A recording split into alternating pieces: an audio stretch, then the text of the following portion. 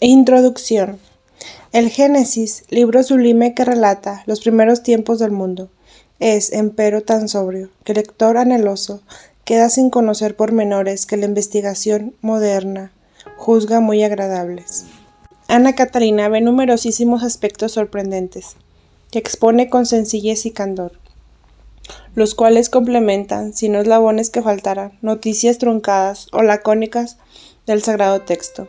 Sus visiones nos ilustran más ampliamente acerca de la creación de los coros angélicos y de la rebelión de Lucifer, la formación de la tierra con detalles precisos del paraíso terrenal, de la creación de Adán y Eva, con la caída y el proceso de corrupción paralelo con la naturaleza, de la promesa de la redención y la forma simbólica de la Virgen Inmaculada, que aplastará la cabeza de la serpiente. El diluvio está mostrado con pormenores casi novelescos. La construcción del arca, la entrada de Noé con su familia, el incremento de las aguas y la desesperación de los hombres. La Torre de Babel está descrita minuciosamente. Se informa de la confusión de idiomas y hace valiosísimas consideraciones lingüísticas. Aparecen actuando los hombres perversos, descendientes de Cam, Nimrod, el famoso cazador, y sus artes diabólicas, como la de sus descendientes Darketo y Semiramis, creadores de pueblos idólatras. Desvirtúa la cronología de las dinastías reales egipcias. Habla extremadamente de Melquisedec, personaje misterioso que aparece muy escuetamente en la Sagrada Biblia, a quien ve como ser angélico, de la casta sacerdotal, fundador de los pueblos y dispensador de dones. Cuenta las andanzas de los patriotas Job y Abraham, notables figuras de Jesucristo. Algo totalmente nuevo y misterioso que nos llena de profundo respeto y estupor es la relación de don bendito de la descendencia divina, como sacramento sustancioso, que Dios puso al principio en Adán, que tuvieron después secretamente los patriarcas, hasta José en Egipto, que pasó al arca de la alianza y concluyó en San Joaquín, padre de la Virgen, el cual permaneció con la concepción inmaculada como depósito sagrado, donde se producirá la encarnación del Verbo Divino. Tercera parte. Visiones del Antiguo Testamento. 1. Creación y caída de los ángeles. Primeramente he visto levantarse delante de mi vista un espacio inmerso, lleno de luz, y dentro de ese espacio de luz, muy arriba, como un globo resplandeciente, cual un sol, y en él sentí que estaba la unidad de la Trinidad. Yo le llamo en mi misma armonía la concordancia. Y vi salir de ahí virtud y poder, y de pronto aparecieron debajo del globo resplandeciente coros luminosos, anillos, círculos, trabados entre sí, de espíritus maravillosamente esplendorosos, fuertes, de admirable hermosura. Este nuevo mundo de resplandores se levantó y quedó como un sol de la luz, debajo de aquel otro sol, más levantado y primero. Al principio estos coros de espíritus se movían como impulsados por la fuerza del amor que provenía del sol más elevado. De pronto he visto una parte de todos esos coros permanecer inmóviles, mirándose a sí mismos, contemplando su propia belleza. Concibieron contento propio, miraron toda belleza en sí mismos, se contemplaron a sí mismos. Ahora una parte de ellos permanecía quieta, mirándose a sí misma. En el mismo momento que he visto toda esta parte de espíritus luminosos precipitarse y oscurecerse, y a los demás coros de ángeles arremeter contra ellos y llenar sus claros. Los círculos quedaron entonces más reducidos. No he visto, sin embargo, que estos espíritus buenos salieran del círculo, del cuadro general para perseguirlos. Aquellos, los rebeldes, quedaron silenciosos, abismados en sí mismos. Se precipitaron, y los que no habían detenido en sí mismos, llenaron los vacíos de los caídos. Todo esto sucedió en un breve momento. Cuando estos espíritus cayeron, he visto aparecer debajo de un globo de tinieblas, cual si fuese el lugar de su nueva morada, y supe que había caído ahí en forma involuntaria e impaciente. El espacio que ahora los encerraba, ahí abajo, era mucho más pequeño del que estaba tenido arriba, de modo que me pareció que estaban estrechados y angustiados, y no libres como antes. Desde que siendo niña hube visto esta caída, estaba yo temerosa día y noche de su acción maléfica, y siempre pensé que debían ellos dañar mucho a la tierra. Están siempre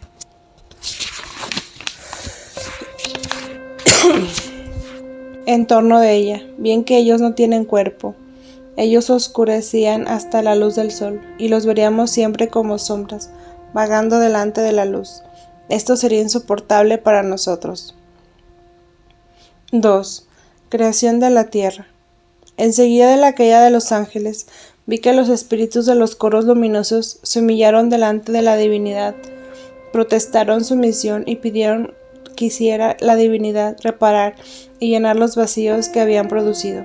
Entonces vi como un movimiento y un obrar en la luz de la divinidad, que hasta entonces había quedado inmóvil, y que había esperado como hasta entonces, y yo lo sentí en mi interior, esta petición de los ángeles.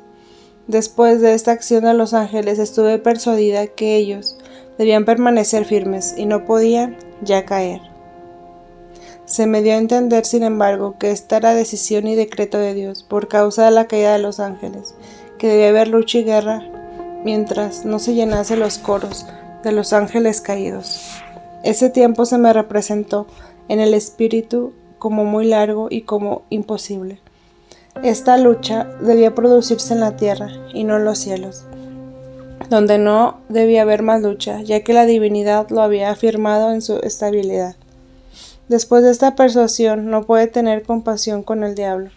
Tampoco él cayó por la fuerza de su propia mala voluntad. Tampoco puedo tener enojo con Adán. Siento en cambio mucha compasión hacia él, pues pienso que ya estaba todo previsto. Inmediatamente luego de la súplica de los ángeles fieles y después del movimiento a la divinidad apareció un mundo en globo oscuro, al lado del globo de las tinieblas, que se había formado debajo del sol luminoso de la divinidad. Este globo estaba a la derecha y no lejos del globo anterior. Entonces fijé mi atención sobre el globo oscuro, que estaba a la derecha de la esfera tenebrosa, y he visto un movimiento tan luminoso en lo más oscura, y la rodearon como bandas luminosas. Luego se vieron lugares más claros, y se apartaron de estas bandas de la tierra, de las aguas que la rodeaban. Después vi en los lugares más claros un movimiento, como algo viviente que rebullía en ellos. Sobre la superficie de la tierra vi crecer hierbas y aparecer plantas, y en medio de ellas seres vivientes que se movían. Me parecía como toda una niña, que las plantas se movían. Hasta este momento todo había sido gris y ahora se esclarecía al ver como una salida de sol. Parecía ese mundo como las mañanas sobre la tierra, que todo despierta del sueño. Todo lo demás que he visto antes desapareció de mi vista. El cielo estaba azul y el sol recorría su camino. Vi una parte del mundo iluminada por él y tan brillante y agradable que pensé, esto es el paraíso. A medida que en la tierra oscura se iban cambiando las cosas, yo vi algo que salía del altísimo círculo de la divinidad. Me parecía al ver subir el sol desde el horizonte, como cuando todo renace al amanecer. Era la primera mañana del mundo. Con todo, no presenciaba esto ningún ser humano. Las cosas permanecían como siempre hubiesen estado ahí. Todo estaba aún en la inocencia de la primitiva creación. Conforme subía el sol en el horizonte, yo veía que también las plantas y los árboles crecían, elevándose a mayor altura. Las aguas me parecían más claras y santificadas, los colores más puros y luminosos, todo era indeciblemente agradable. No hay ninguna comparación ahora de cómo estaba la creación entonces. Las plantas, las flores y los árboles tenían otras figuras. Las cosas de ahora son en su comparación como achaparradas y estropeadas. Todo está hoy como reseco y agostado. A menudo veo frutas y plantas en nuestro jardín, y lo veo los mismos en visión en los países calurosos del sur, completamente distintos en tamaño, hermosura y en sabor. Por ejemplo, los duraznos, pienso para mí, lo que son nuestras frutas en comparación con las frutas de los países del sur. Así son estas frutas del sur comparadas con las frutas del paraíso terrenal. He visto ahí rosas blancas y rojas, y pensé entre mí, estas significan la pasión de Cristo y la redención. También he visto las palmeras y árboles muy espaciosos que daban sombra como una techumbre. Antes que viera el sol, todo me parecía más pequeño y reducido, después más grande y finalmente grande del todo. Los árboles no estaban muy cerca uno de otro. Veía de cada planta, al menos de las más grandes, solo un ejemplar. y las veía separadas, cual si pertenecieran a un vivero, plantadas según su clase. Todo lo demás estaba verde y tan puro, incorrupto y ordenado que ni remotamente se podía pensar en un ordenamiento humano. Yo pensaba, ¿cómo está todo tan bello y ordenado y no hay aquí hombre alguno? Aún no hay pecado, por eso no hay aquí nada manchado ni corrupto. Todo es aquí santo y saludable. Nada ha sido remendado o compuesto. Todo es limpio, puro e incontaminado. Las praderas tenían elevaciones insensibles cubiertas de vegetación y de verdor.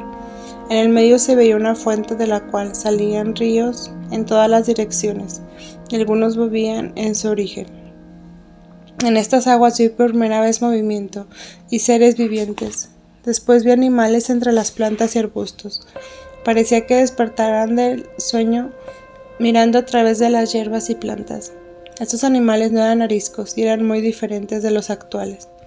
Si los comparo con los animales de ahora, aquellos no me parecían como hombres. Eran inocentes, puros, nobles, muy ágiles, llenos de contento y muy mansos.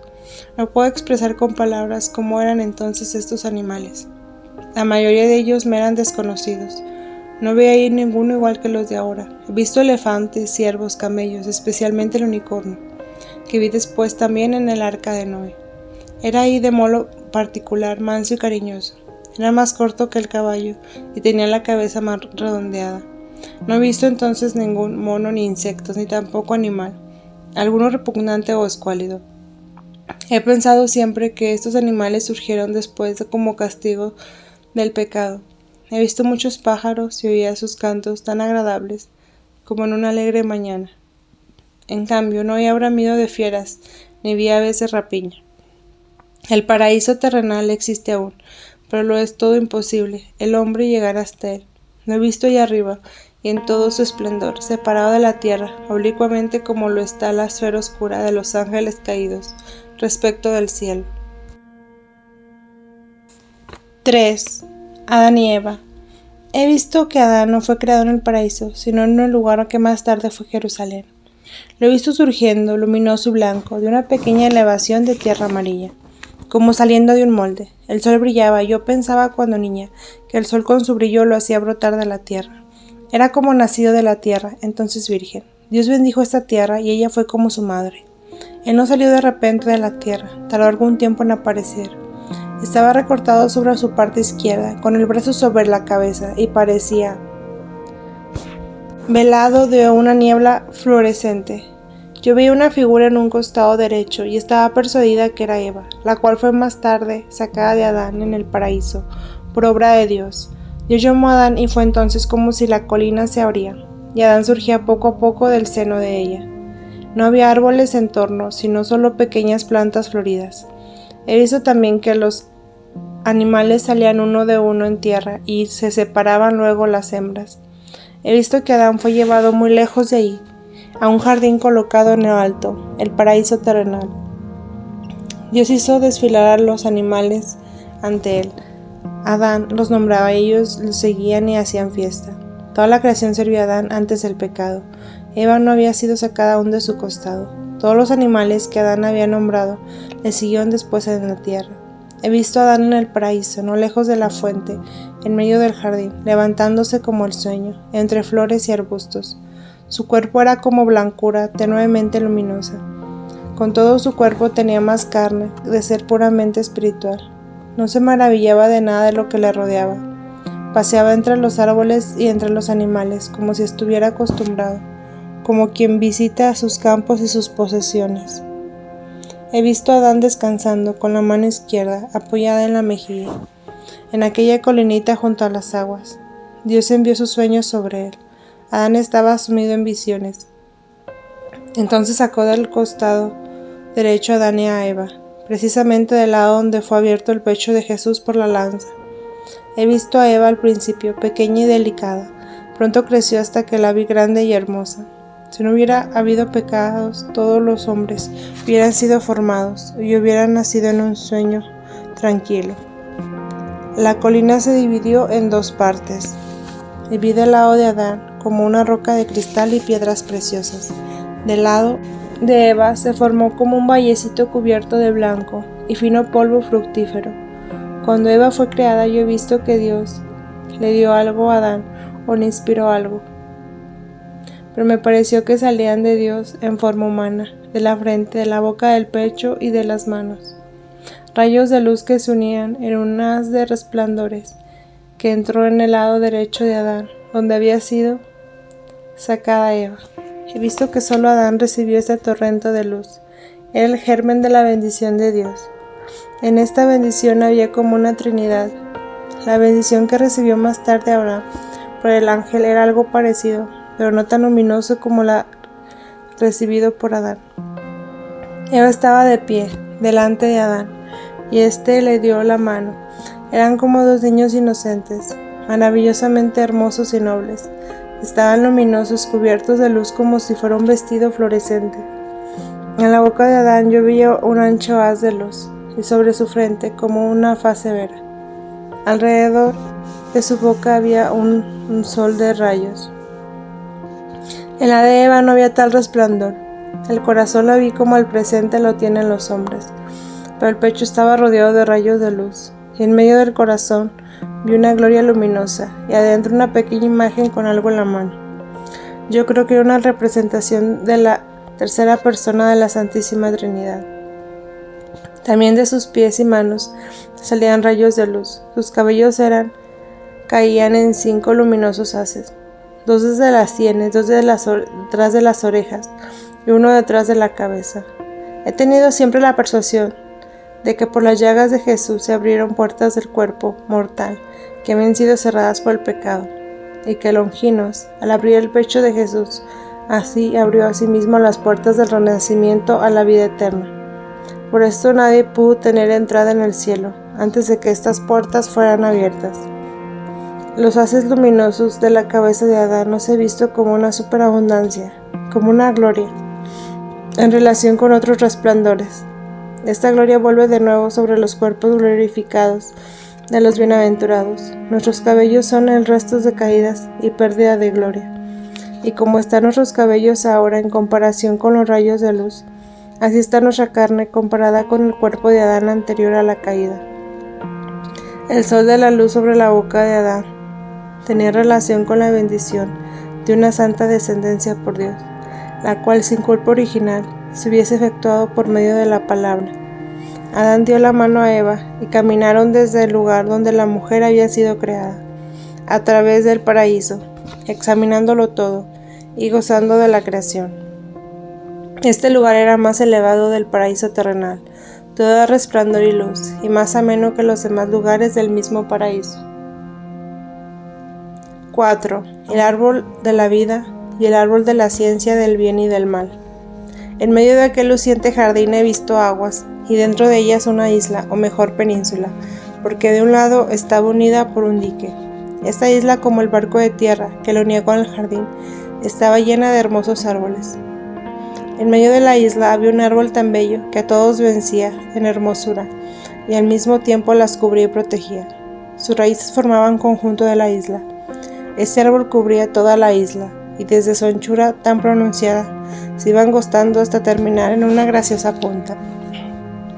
Sus ramajes se extendían en posición recta, y de ellos nacían otras ramas como pequeños arbolitos hacia arriba.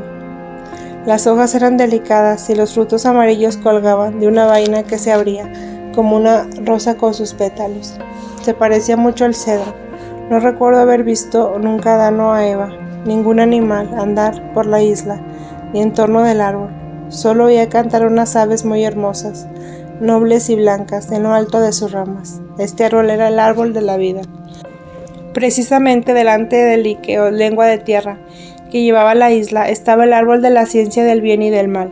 El tronco era escamado, como el de las palmeras, y las hojas nacían inmediatamente del tronco. Eran muy grandes y anchas como suelas de zapatos. Delante y escondidas entre las hojas había frutas que colgaban en racimo de 5, de las cuales una salía entre un tanto más que las otras 4 que estaban en su pezón. Esta fruta amarilla no era tan parecida a la manzana, sino más bien a la pera o al higo. Tenía 5 nervios o pequeñas ramificaciones. El interior de la fruta era blando, como el de un higo, de color del azúcar quemado, atravesado por nervaduras de color de la sangre. El árbol era más ancho arriba que abajo, y las ramas se internaban profundamente en la tierra. Aún ahora veo esta especie de árbol en los países de clima caluroso. Echa renuevos de sus ramas en el suelo de las raíces en tierra, y salen nuevos troncos, los cuales a su vez vuelven a echar raíces, de modo que estos árboles semejantes a menudo cubren gran extensión de la tierra y bajo su sombra descansan. A veces familias enteras de sus caminantes. Un trecho hacia la derecha del árbol de la ciencia y una colinita redondeada, como un huevo, cubierta de granitos de un rojo luminoso, en toda clase de piedras preciosas y de variados colores. Estaba rellenada de formas de cristales preciosos. Alrededor de la colinita había hermosos árboles de una altura de la cual podía estar en ella sin ser observado. También había un torno de hierbas y arbustos. Estos arbolitos tenían brotes y frutos, reconfortantes y de variados colores. Corta distancia a la izquierda del árbol de la ciencia, del bien y del mal, había una depresión, un pequeño valle cubierto de un delicado polvo blanco como niebla, con flores blancas y estambres de frutos. Había variedad de plantas, pero eran más incoloras y más como polvillos que como frutos. Era como si los dos lugares tuviesen una relación íntima, cual si fuese la colinita tomada del valle, o cual se tuviese que llenar el valle de la colinita. Eran como una semilla y campo para sembrarla. Los dos lugares me parecieron sagrados. Los he visto resplandecer, especialmente la parte de la colinita. Entre estos lugares y el árbol de la ciencia había varios arbustos y pequeños arbolitos. Todo este conjunto y toda naturaleza creada parecían transparentes, llenos de luz. Ambos lugares eran las moradas de nuestros primeros padres. El árbol de la ciencia estaba como en una división entre ellos. Creo haber visto que Dios le señaló estos lugares después de la creación de Eva. En efecto, al principio no los veía yo frecuentemente juntos. Los veía sin deseos, el uno del otro. Se retiraba cada uno a su lugar de preferencia. Los animales eran indeciblemente nobles, cubiertos de un brillo tenue, y servían a nuestros primeros padres. Tenía cada uno su lugar de retiro, según su naturaleza, y sus caminos según sus clases. Todos los lugares de sus diversos animales y sus clases tenían relación entre sí, con gran misterio de las leyes eternas que Dios había escuchado en la creación. 5. El pecado de nuestros primeros padres. He visto cómo Adán y Eva recorrían por primera vez el paraíso terrenal. Los animales les salían al encuentro, y les servían y acompañaban.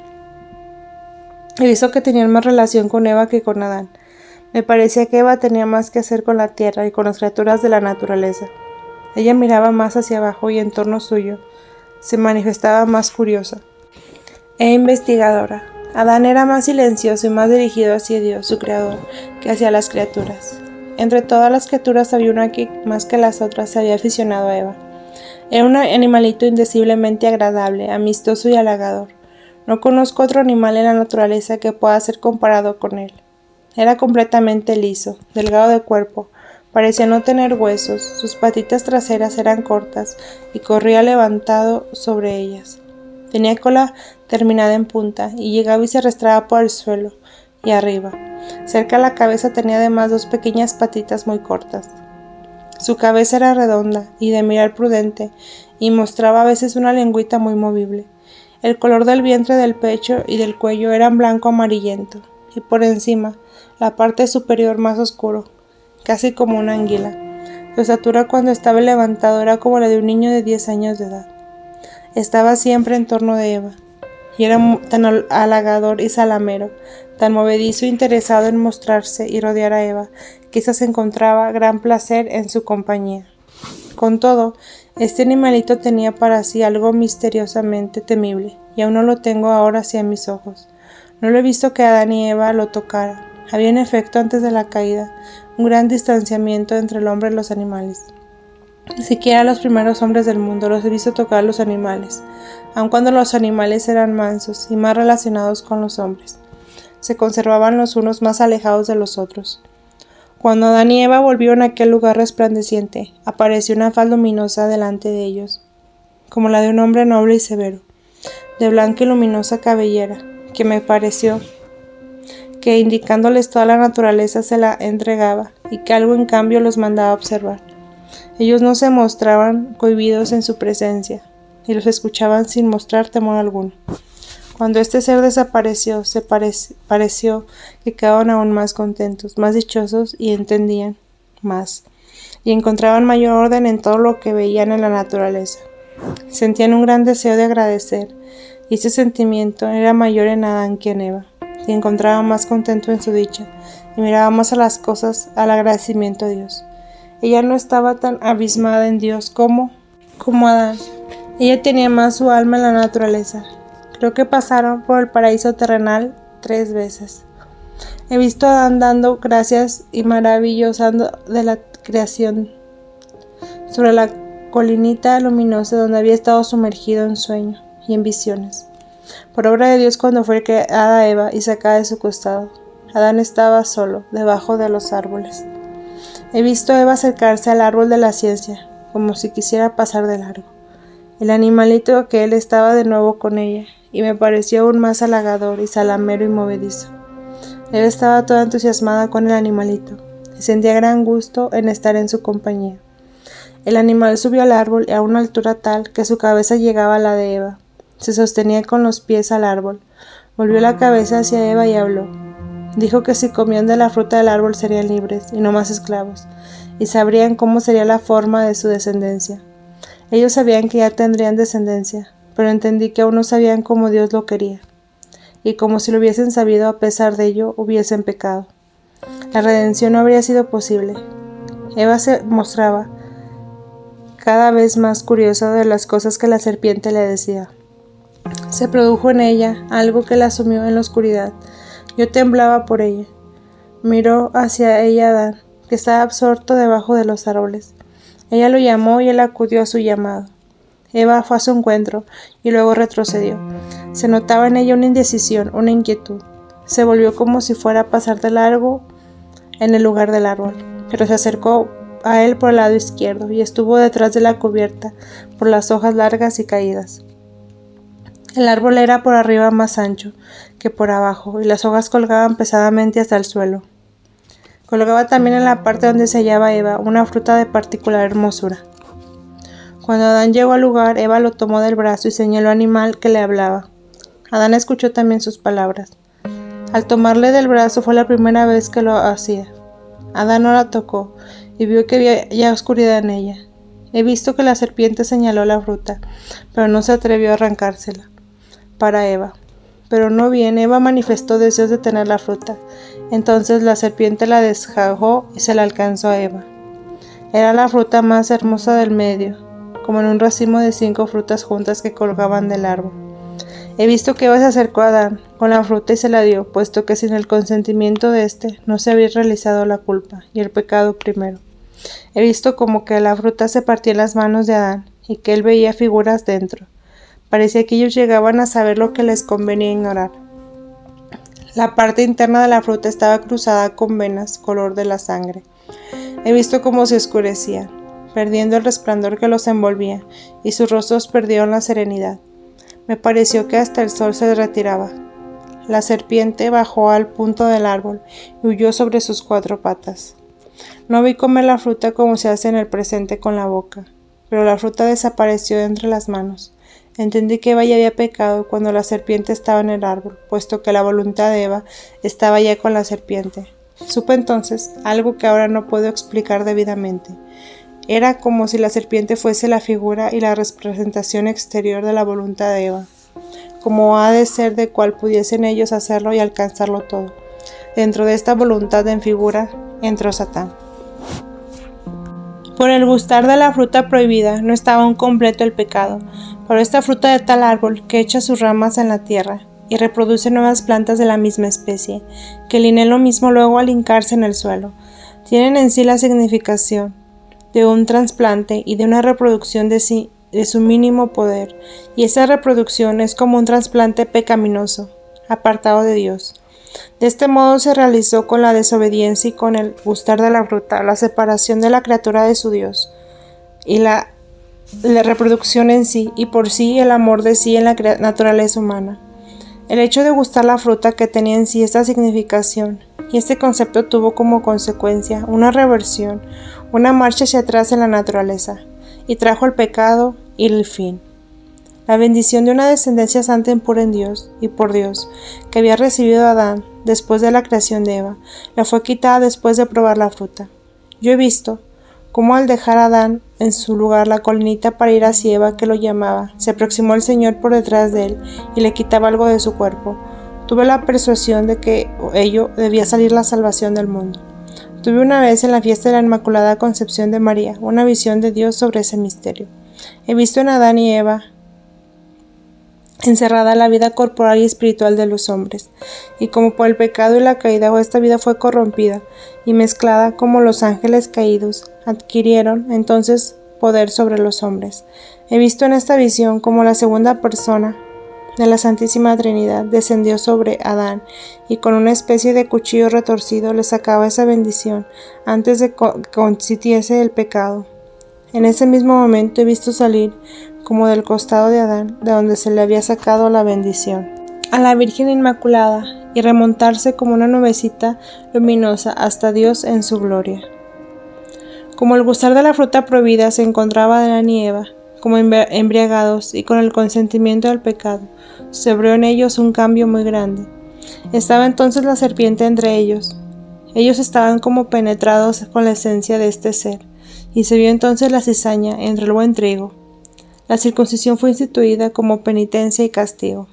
Como la viña se poda para que el fruto, el vino, no se agrese, ni la planta estéril, así tuvo que hacerse con el hombre, para que pudiera ser nuevamente ennoblecido. Cierta vez que se me mostró en una visión la reparación de la culpa, vi un cuadro donde se lleva del costado de Adán, y estiraba del cuello hacia la fruta prohibida. Corría apresurada, y se abrazaba con el árbol, y luego vi otro cuadro donde por el contrario se veía Jesús, nacido de la Inmaculada Virgen María, que corría hacia el árbol de la cruz y se abrazaba con él. En esta ocasión vi que la descendencia de Eva, oscurecida por el pecado, se purificaba con los padecimientos de Jesús, y comprendí que debía ser arrancado el placer prohibido de la carne, del hombre mediante el dolor de la penitencia. Las palabras de la epístola en Gálatas, donde dice que el hijo de la esclava no debe ser heredero, las entendí siempre en el sentido de que bajo el nombre de esclava se comprendía la carne y la sujeción de la misma. El matrimonio es un estado de penitencia y requiere abnegación, oración, ayuno, la necesidad de dar limosna y de tener la intención de aumentar el reino de Dios con los hijos. 6. Consecuencias del pecado de Adán y Eva. Antes del pecado eran muy distintos a Adán y Eva de lo que somos nosotros ahora, miserables mortales. De la fruta prohibida tomaron una forma en sí mismos y una realización de cosas, y lo que hasta entonces había sido espiritual se hizo carnal, cosa material, instrumento, recipiente. Hasta entonces eran unos en Dios, se amaban en Dios y por Dios. Ahora estaban desligados con su propio amor y voluntad, y de su propia voluntad en amor propio. Afición al pecado, impureza.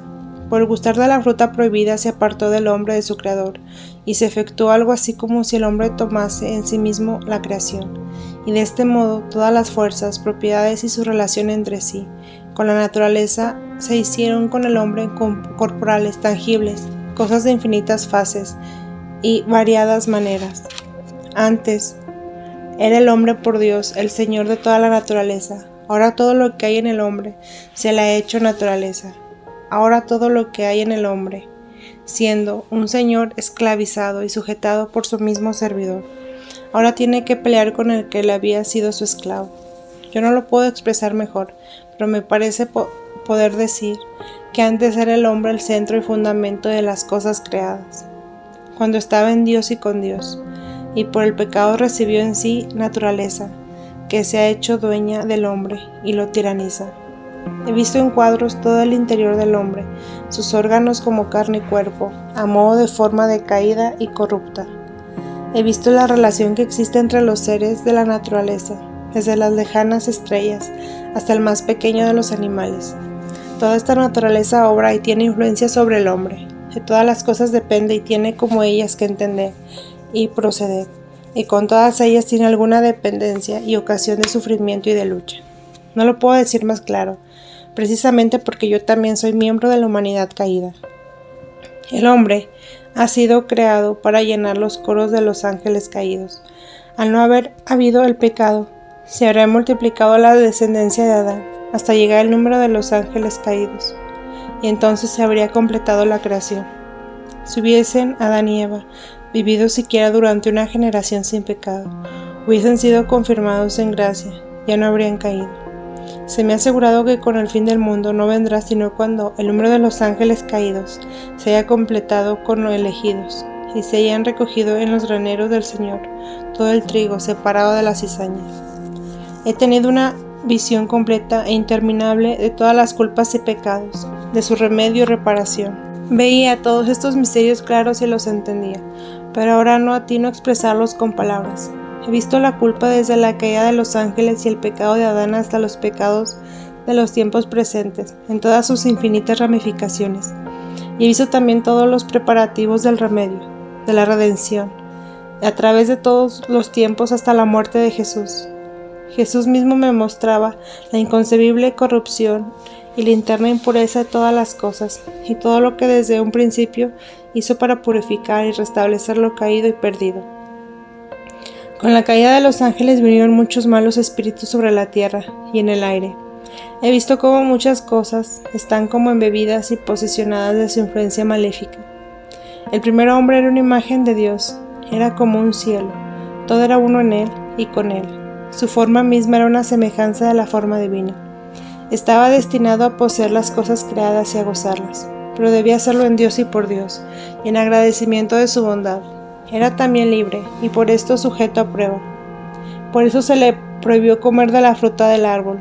En un principio todo era uniforme y llano. Cuando la colinita, la luminosa altura donde estaba Adán, se levantó, y se formó y se hundió en el vallecito blanco del polvillo fructífero, donde estaba Eva, ya se acercaba el tentador. Después de la culpa todo quedó cambiado y alterado. Todas las formas de lo creado se relajaron y se dispersaron en mil maneras. Lo que uno se hizo múltiple, los hombres ya no tomaban solo en Dios, sino solo en sí mismos. Ahora eran en verdad dos, y luego fueron tres, y finalmente muchos. Imagen de Dios hubieran sido antes. Ahora eran imágenes de sí mismos, y que reprodujeron otras imágenes pecaminosas de sí mismos. Ahora estaban en relación y contacto con ángeles caídos. Recibieron de sí mismos y de la tierra, con los cuales los ángeles caídos tenían influencia.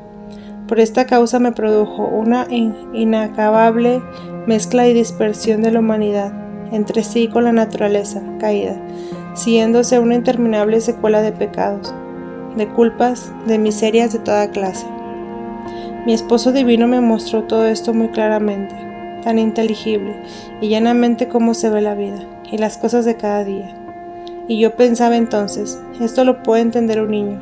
No obstante, ahora no me es posible explicarlo. Jesús me mostró el plan de los medios de la redención desde el principio, y me hizo ver todo lo que había hecho en ese sentido. Entendí también que no era acertado decir, Dios no necesitó hacerse hombre y morir en la cruz por nosotros. Él hubiera podido en su omnipotencia hacerlo de otra manera. He comprendido que Él obró así por su infinita perfección, por su infinita bondad y por su infinita justicia, que no hay en Dios un debe, sino el que obra lo que obra y es lo que es. 7. La promesa de la redención. Después de la caída del hombre, mostró Dios a los ángeles la forma en que debía reparar la humanidad caída. He visto en el trono de Dios, en la adorable Trinidad, un movimiento en las personas divinas. He visto los coros de los ángeles y cómo Dios les reveló que el modo que querían reparar la humanidad, caída en pecado. Al oírlo, he visto una alegría indescriptible de todos los coros angélicos. Vi aquella colinita de cristal y de piedras preciosas, donde estuvo Adán. ser llevada hasta el trono de Dios por los ángeles. Este montículo estaba relleno, creció y se hizo un trono, una torre, y se extendió de modo que lo cubría todo. Vi los 9 coros de ángeles en torno de esta torre, y sobre estos ángeles en los cielos, la imagen de la Inmaculada Virgen. Era María no en el tiempo, era María en Dios y en la eternidad. Era algo que venía de Dios. La Virgen entró en la torre, se abrió y se fundió en todo en uno. En este momento vi salir algo de la Santísima Trinidad y entrar en la torre. Entre los ángeles he visto como un ostensorio, en los cuales todos trabajaban. Parecía también como una torre de algunas figuras misteriosas. Entre ellas vi 2 figuras que se daban la mano mutuamente. Entre ostensorio crecía y se volvía más esplendoroso y magnífico. He visto salir de Dios algo entre los coros de los ángeles y penetrar en el ostensorio algo sagrado, que se hacía más perceptible a medida que se acercaba al ostensorio. Me pareció que era el germen de la bendición divina para una descendencia pura que Dios se había dado a Adán, y que le quitó el punto que estaba por escuchar la voz de Eva, y consentir en gustar de la fruta prohibida. Este germen de bendición fue dado después de Abraham, y quitado a Jacob cuando luchaba con el ángel. Más tarde pasó por medio de Moisés al interior del arca de la alianza, y finalmente se le dio a Joaquín, padre de María, para que pudiera ella ser concebida tan pura e inmaculada, como fue sacada Eva del costado de Adán, sumergido en el sueño por Dios. El ostensorio entró también en la torre primera. Vi preparar por los ángeles un cáliz de la misma forma que el cáliz de la última cena, el cual también fue entrar en la torre. En la parte exterior derecha de la torre se veía, como sobre una nubecilla, una espiga de trigo y una vid entrelazados, como 2 manos que se enlazan.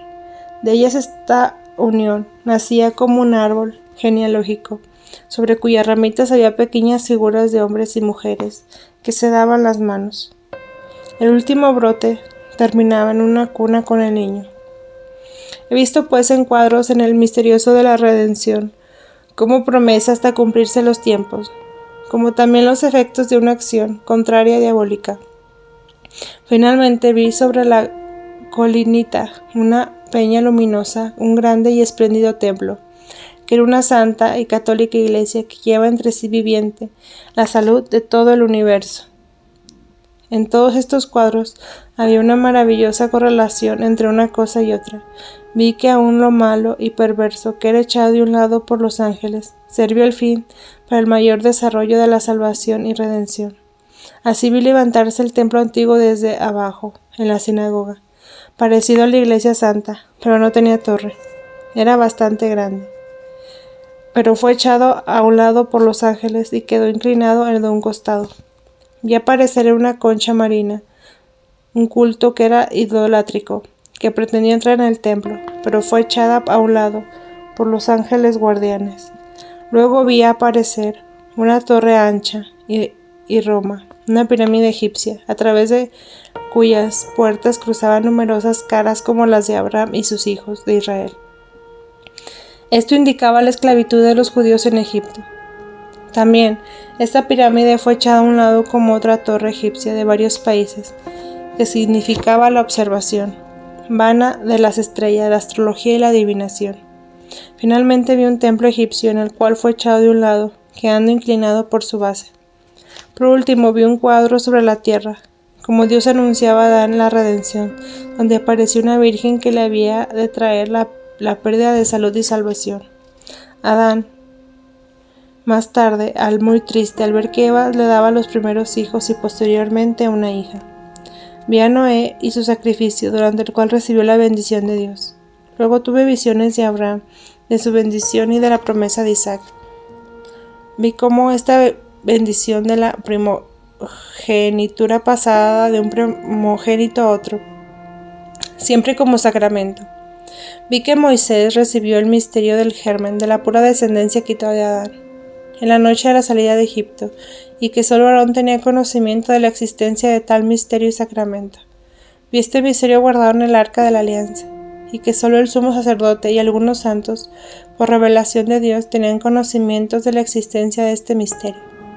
Así vi el curso de este misterio, Pasaba de árbol genealógico, de Jesús hasta Joaquín y Ana, que fueron los consortes más puros y santos de todas las edades, de quienes debía nacer María, la Inmaculada Virgen. De este momento era María misma, el arca que contenía el misterio en realización. 8. Adán y Eva son arrojados del paraíso terrenal. He visto a Adán y Eva errando de un lado a otro, llenos de tristeza y desconsuelo. Sus rostros estaban oscuros y caminaban separados como quienes buscan algo perdido. Se avergonzaban el uno del otro. A cada paso que daban descendían más abajo. Parecía que se escurría el suelo bajo sus pies. Donde ponían al pie se agostaban las plantas y perdían su resplandor, se entornaban grises, y los animales huían de ellos espantados. Buscaron y tomaron unas grandes hojas y se hicieron fajas alrededor de las caderas y seguían caminando distanciados uno de otro. Cuando hubieron andando largo en tiempo de esta forma, se habían alejado ya del lugar donde habían salido y parecía una distante elevación o montaña. Adán y Eva buscaron un refugio por separado entre las matas de un oscuro valle. Entonces los llamó una voz que venía de lo alto. Ellos, empero, no comparecieron, se asustaron, mas huyeron más lejos y se escondieron en la espesura. Esto me causaba mucha pena. La voz se hizo más severa. Ellos se hubiesen escondido aún más, pero se vieron obligados a mostrarse. Un rostro severo y esplendoroso apareció. Ellos se presentaron con la cabeza inclinada y no se atrevían a mirar el rostro de Dios. Se miraban uno al otro y se culpaban mutuamente de su desobediencia. Entonces Dios les señaló un lugar aún más abajo, donde había arbustos y árboles, y recién aquí se hicieron más humildes y reconocieron de lleno toda su miseria y su pecado. Cuando estuvieron solos los vi rezando, se separaron y se echaron de rodillas. Levantaron las manos al cielo, clamaron y lloraron. Al ver esto pensé cuánto ayuda y cuán saludable es apartarse de la soledad para entregarse a la oración. Tenían ahora una vestidura que les cubría el cuerpo desde los hombros hasta las rodillas. En torno del cuerpo tenían una faja de cortezas. Mientras ellos huían, parecía que el paraíso terrenal detrás de ellos se alejaba y subía de lo alto, como una nube. En esto vino del cielo como un anillo de fuego, tal como un halo en torno al sol o la luna, y luego se posó en lo alto, donde había estado el paraíso. Habían estado solo un día en el paraíso. Ahora veía el paraíso terrenal a lo lejos, como un banco debajo del sol, cuando éste se levanta. El sol al parecer se levanta a la derecha, al extremo de este banco. Está situado al oriente del monte de los profetas, ahí donde el sol se levanta, y se me parece siempre como un huevo flotando entre unas aguas, admirablemente claras y limpias, que lo separan de la tierra. El monte de los profetas parece una montaña colocada delante del paraíso. En el monte de los profetas se ven lugares verdes y entre ellos profundos barrancos llenos de agua. He visto gente subir al monte de los profetas, pero no llegaron muy alto. Después vi a Adán y Eva llegar a la tierra de penitencia. Era un cuadro conmovedor ver a nuestros primeros padres penitentes echados en el desnudo suelo. Adán pudo sacar un ramo de olivo en el paraíso que plantó ahí mismo. Más tarde se sacó leña de este árbol para la cruz del Salvador. Nuestros padres estaban sumamente tristes. Desde el sitio donde yo los veía, ellos apenas podían divisar el paraíso. Ellos se habían ido alejando siempre, avanzando hacia abajo, y parecía también que algo se invertía. Así llegaron de noche en la oscuridad, hasta el lugar donde debían de hacer penitencia. 9. La familia de Adán. Era el lugar donde estuvo después del huerto de los olivos, donde he visto a Adán y Eva llegar a detenerse. La configuración del terreno era entonces distinta, pero se me ha mostrado que era el mismo sitio. Los he visto vivir y hacer penitencia en el lugar donde Jesús sudó sangre. Ellos trabajaron esta tierra. Los he visto rodeados de hijos, y en grande tristeza clamar a Dios que les diese hijas. Tenían la promesa de que la mujer aplastaría la cabeza de la serpiente. Eva le daba hijos a Adán en determinados tiempos, pero siempre había unos años de penitencia en estos periodos. Así nació Set, el niño de la promesa, después de 7 años de penitencia. Nació precisamente en la gruta de la que fue Belén más tarde. Un ángel le dijo a Eva que le daba sed por el inocente Abel. Set estuvo bastante tiempo oculto en una gruta, y en otra gruta cercana, llamada la gruta de la lactancia de Abraham, porque sus hermanos le perseguían, como los hermanos envidiaban y perseguían a José. Una vez en visto en torno a Adán, 11 personas eran Eva, Caín, Abel, 12 hermanas y otros niños pequeños. Todos estaban vestidos con pieles, que les caían como escapularios ceñidos a la cintura. Estas pieles eran más anchas delante del pecho y servían como bolsillos.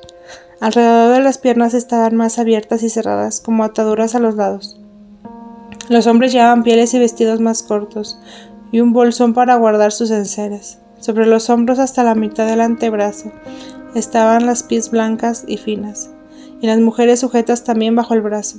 El aspecto de estas personas así vestidas era muy hermoso y noble. He visto sus chozas que estaban algún tanto metidas en el suelo, cubiertas con ramas y plantas como techo. Noté que tenían una perfecta organización doméstica.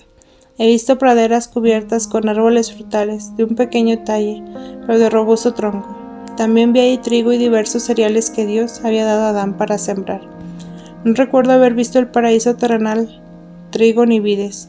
Ahí no había ninguna fruta que necesitara ser preparada para comerla. La preparación de la comida era una pena del pecado y símbolo del dolor. Dios dio a Adán todo lo que debía sembrar. Recuerdo a este propósito que he visto en tiempos de Noé, algunos hombres como ángeles, que daban en patriarca algo cuando entraba en el arca. Me pareció que era un gajo de vid metido en una manzana. Por ese tiempo ya crecía una especie de trigo silvestre, y Adán tenía que separar el buen trigo de este cereal agreste. Esto mejoraba al silvestre, pero con el andar del tiempo, este cereal fue desmejorando hasta volverse malo. Este cereal agreste crecía en los primeros tiempos bastante bien y mejorado, especialmente hacia la región de Oriente como en India y en la China, cuando había algún poco hombres del mundo. En regiones donde abunda la vid y en aguas con peces, no prospera este cereal. He visto que tomaban leche de algunos animales y hacían quesos que sacaban a los rayos del sol. Entre los animales he visto ovejas. Todos los animales que Adán había nombrado en el paraíso le siguieron después a la tierra, pero huían de él, y Adán tenía que atraerlos y domesticarlos, dándoles alimentos. He visto revolotear muchos pájaros pequeños, animales y cabritos saltadores. Reinaba ahí un orden doméstico patriarcal. He visto a los hijos de Adán comiendo en una choza aparte. Los alimentos estaban colocados sobre una gran piedra que servía en una mesa. Los he visto rezar y dar gracias por el alimento. Dios había enseñado a Adán a ofrecer sacrificios, y Adán era un sacerdote de su familia. Caín y Abel lo eran también en sus familias. Los preparativos se hacían en las chozas separadas. Tenían la cabeza cubierta con una caperuza en forma de nave, tejida de juncos y hojas, con una parte saliente delante para aferrarla con facilidad. El aspecto y el color de sus rostros eran algo hermosamente amarillento, brillante como la seda. Tenían cabellera rubia de color de oro. Adán tenía la cabellera larga. Al principio lo vi con barba corta y más tarde con barba larga. A Eva la he visto al principio con los cabellos sueltos y largos. Más tarde los tenía recogidos en trenzas sobre la cabeza, como una cofia. El fuego que usaba no veía como brasas que conservaba ocultas en hoyos en la tierra. Lo recibieron del cielo por primera vez. Dios les enseñó el uso del fuego en una materia amarilla, como tierra obreda, que usaban como carbón para quemar. No los he visto cocinar. En cambio los veía al principio exponer al sol y tostar, también colocados en pequeñas cavidades hechas hacia el suelo, tapadas con cobertores hechas de ramas entretejidas. Los cereales que Dios cautivó, como también los guiaba en otros trabajos y necesidades primeras. No he visto por entonces grandes ríos como el Jordán, pero brotaban fuentes que ellas dividían en canales o apresaban en lagunas. Antes de la muerte de Abel no habían comido carne.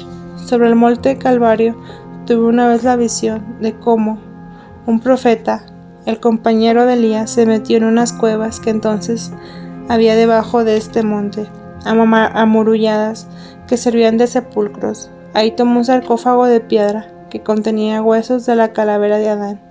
Le apareció entonces un ángel que le dijera: «Esa es la calavera de Adán», y le prohibió sacar esos huesos de ahí. Había aún sobre esa calavera cabellos delgados y rubios en partes. Es sabido por la narración de este profeta, se dio lugar al nombre de calavera. Justamente sobre el lugar de la calavera vino a dar la cruz de Jesucristo con sus sagrados pies. He sabido en visión de ese lugar es el punto medio del mundo. Se me mostró con números, calculando hacia el oriente, al sur y el occidente, pero he olvidado estas cifras. 10. Caín y Abel. He visto que Caín tomó la resolución de desaparecer a Abel para siempre, en el lugar que fue el huerto de los olivos, que después anduvo por aquí, errante y fugitivo. Plantaba un árbol y lo volvía a sacar. Entonces vi el aspecto severo del hombre resplandeciente, que preguntó: Caín, ¿dónde está tu hermano Abel? Caín no lo vio desde el principio, luego se volvió hacia él y contestó: Yo no lo sé, no se me ha dado para guardarlo. Cuando habló Dios y dijo que la sangre de Abel clamaba desde la tierra, se llenó Caín de temor. Con todo he visto que por largo rato disputaba con Dios.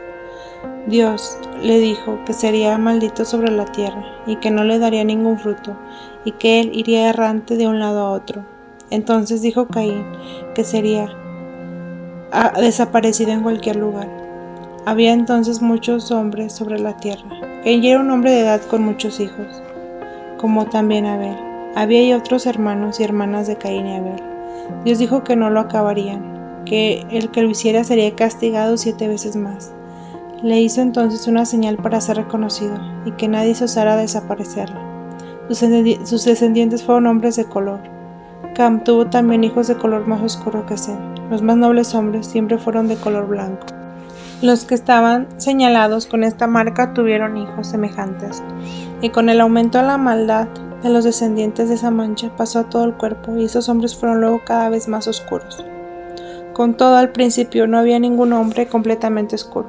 Esto se fue acentuando con el andar del tiempo. Dios le indicó a Caín un lugar donde refugiarse, como Caín dijese: así me acabaré de hambre, porque la tierra está maldita para mí. Le dijo Dios: no, y que comiera carne a los animales, y que de él nacería un pueblo, y que algo bueno saldría de él. Antes de esto no comieron carne los hombres. Caín salió más tarde de este lugar, edificó una ciudad estable que llamó Enoc, nombre de su hijo. Abel fue acabado en el valle de Josafat, hacia el monte Calvario. Ocurrieron más tarde muchas desapariciones y desgracias en ese lugar. Caín desapareció para siempre Abel con una especie de clavo masa, con la cual deshacía terrenos y piedras. Mientras plantaba y cultivaba la tierra, creo que era una piedra muy dura, con manija de madera, pues tenía una dobladura como gancho. 11. Aspecto de los hombres en general, los gigantes, algunos patriarcas. La configuración de la tierra antes del diluvio era muy diferente de lo que es ahora. Por ejemplo, la Tierra Santa no estaba tan llena de curvas, hendiduras y valles como el presente. Las llanuras eran mucho más extensas y las montañas como laderas muy suaves y fáciles de subir. El huerto de los olivos era solo una pequeña altura. La gruta de Belén estaba ya como cuerva natural, pero los alrededores eran muy diferentes de lo que son ahora. Los hombres eran de mayor altura que ahora, pero nada deformes. Los veríamos ahora con admiración, sin miedo o desagrado. Eran más perfectos en su contextura corporal. Entre algunas estatuas de mármol, que veo en abundancia yacer en lugares subterráneos, encuentro esos ejemplares. Caín llevó a sus hijos y a los hijos de sus hijos hacia la región que se le había destinado, y de allí volvieron a dividirse y a separarse en otras regiones. Sobre Caín no he visto luego nada reprensible. Su castigo consistía en que debía fatigarse mucho, y nada le salía bien. Lo he visto poco estimado en sus mismos hijos de los hijos de sus hijos, a veces despreciado, nunca bien tratado. No obstante esto, le obedecían como a jefe y conductor, pero como era un maldecido por Dios, ha sabido que Caín no está condenado, solo fue severamente castigado. Uno de los descendientes de Caín fue Tubal-Caín. De este procedían varias industrias y también proceden los gigantes. He visto muchas veces que a la caída de los ángeles, cierto número de ellos tuvo un momento de arrepentimiento o de duda, y que no cayeron tan profundamente como los demás.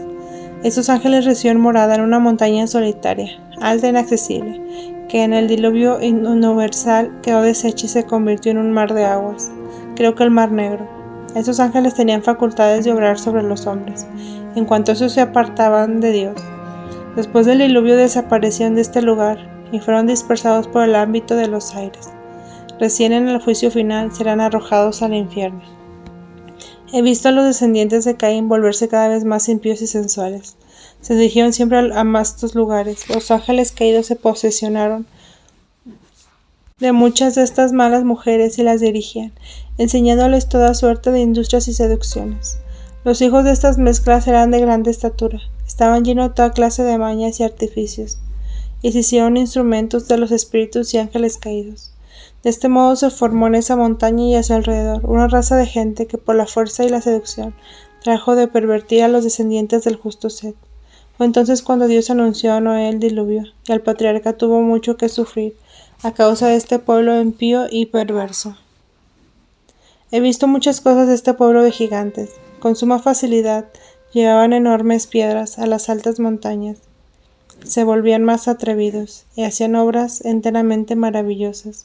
Los he visto subir derecho por los troncos de los árboles y por las paredes de los edificios, tal como hacen hoy los poseídos por el demonio. Lo podían todo, aun las cosas que parecían más extraordinarias, pero las más fantasmagorías y artificios que hacían por arte diabólica. Por eso he concebido gran aversión a todos los juegos de magia, de prestidigitación y adivinación. Hacían toda clase de figuras y trabajos de metal y de piedra.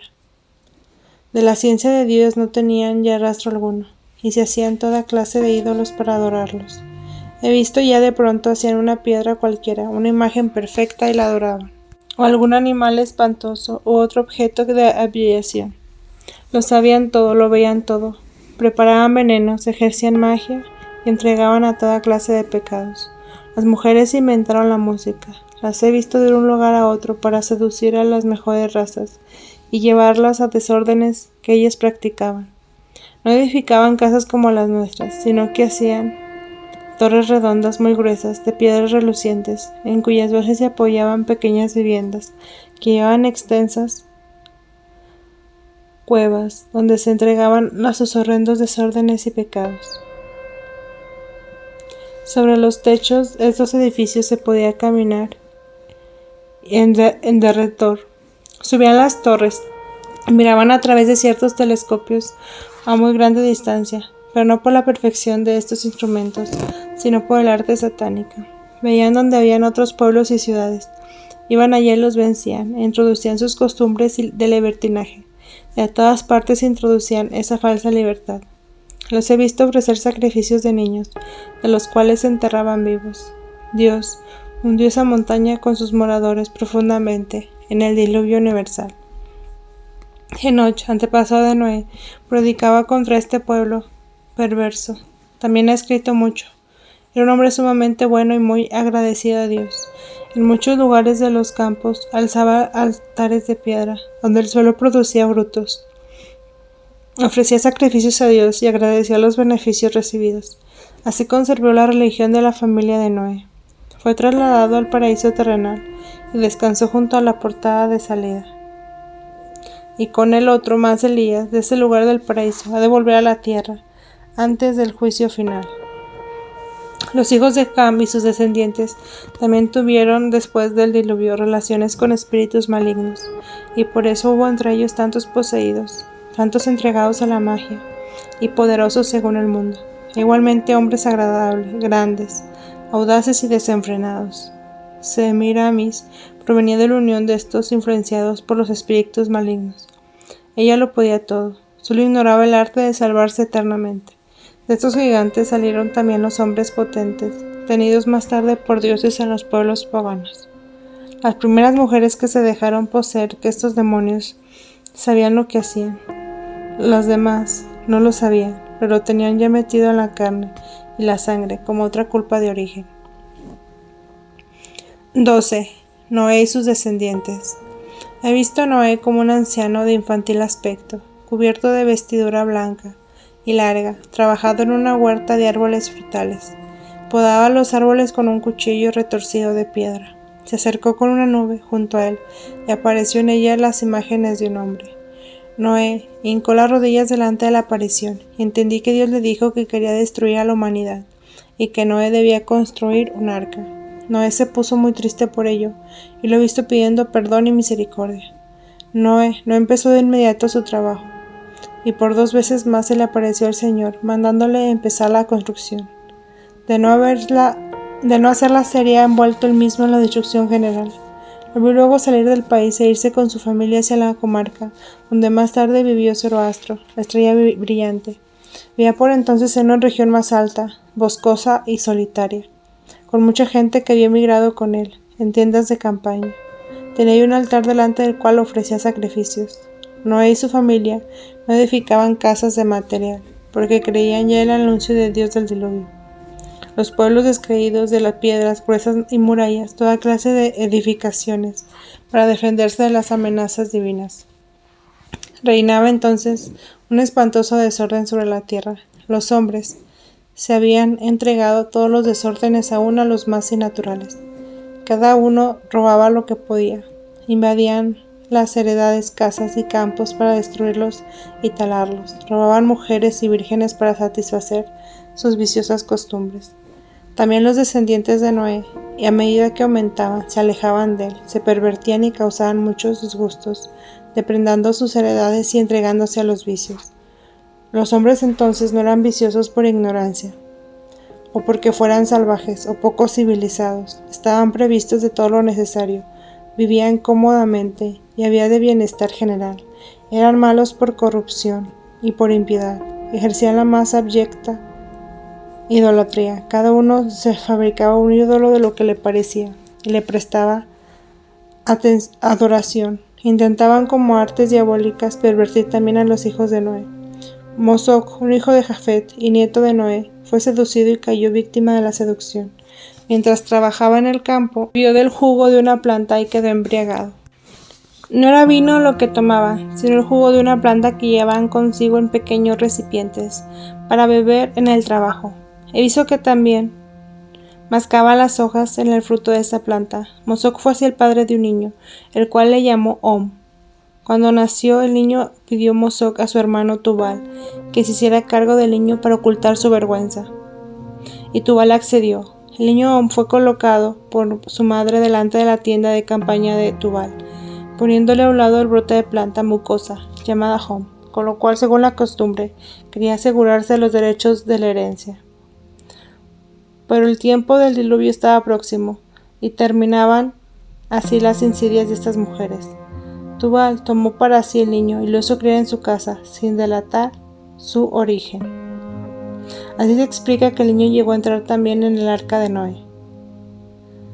Tubal le dio el nombre de la planta de Om, porque era el único que encontró junto al niño. El infante no fue nutrido con leche, sino con el jugo de esta planta. Esa planta crece hasta la altura de un hombre, cuando en cambio se arrastra de renuevos de puntas blandas, como el espárrago. La parte inferior es más dura. Sirve como alimento y sustitución de la leche. Crece de un tabernáculo sobre la tierra en forma de una corona de pocas hojas oscuras. Su tronco se vuelve bastante grueso y su médula se convierte en harina, que sirve cocida o frita, o para extender sobre manjares. Donde crece esta planta, se ven extensiones muy grandes. He visto que esta planta entró en el arca de Noé. 13. Noticias del arca y la proximidad del diluvio. Transcurrió un tiempo notable en la construcción del arca, hasta que estuvo terminada. Noé empleó largos años en fabricarla. Por 3 veces fue amonestado por Dios. Tomaba obreros y ayudantes. Luego dejaba la obra, pensando que Dios había de perdonar, y demoraba su tarea hasta que finalmente la llevó a feliz término.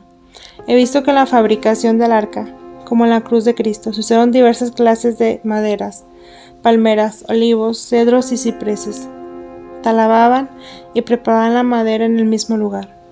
Noé llevaba troncos sobre sus hombros al lugar de trabajo, y me recordaba a Jesús llevando su cruz al lugar de trabajo, y Jesús llevando la cruz a cuestas.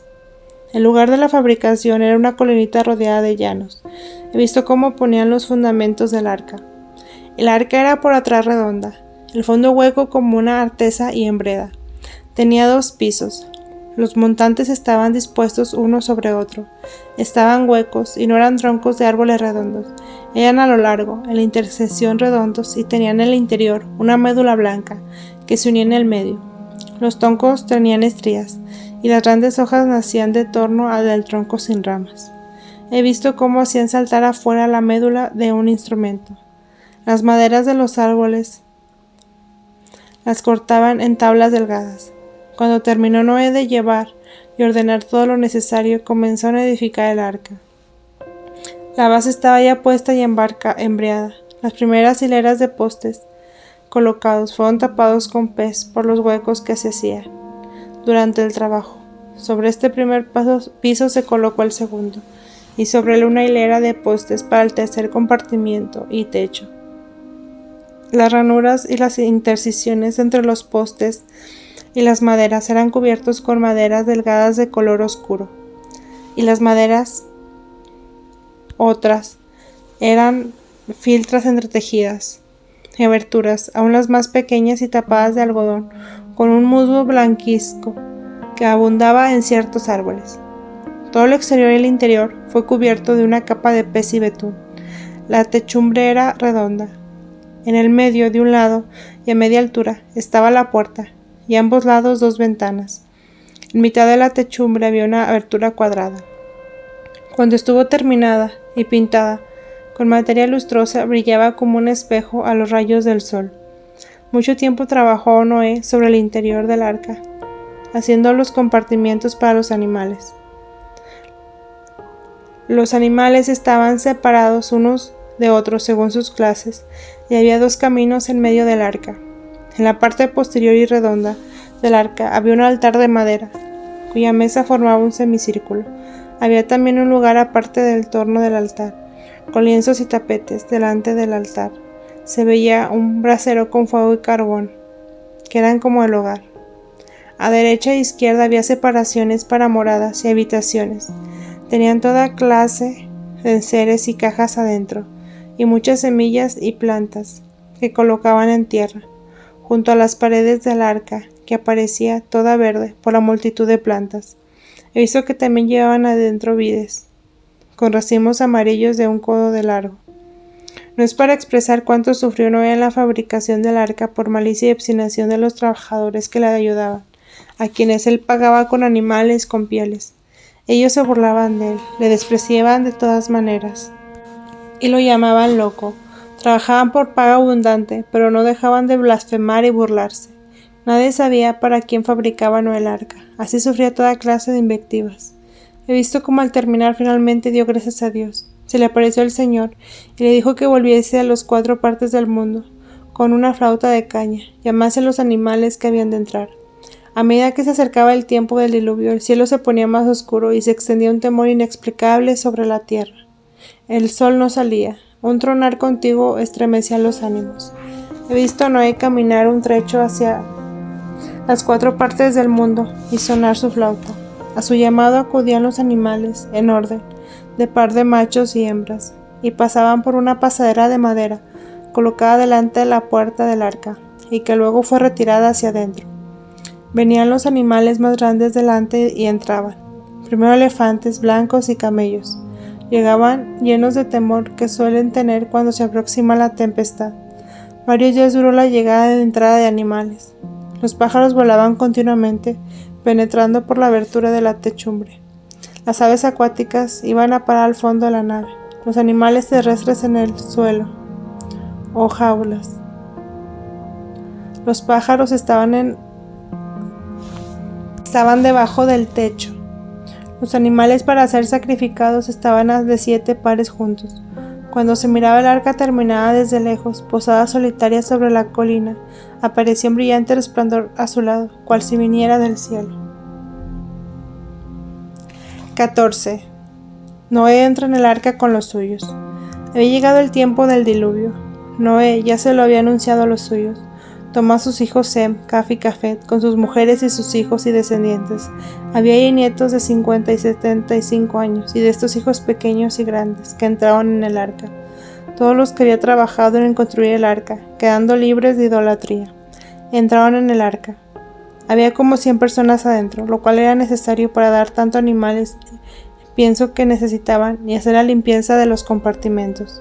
No puedo decir otra cosa, sino que siempre he visto que entraron en el arca los hijos de Sem, Cam y Jafet. Veo ahí dentro muchas criaturas, niños y niñas. Todos los descendientes de Noé permanecieron buenos.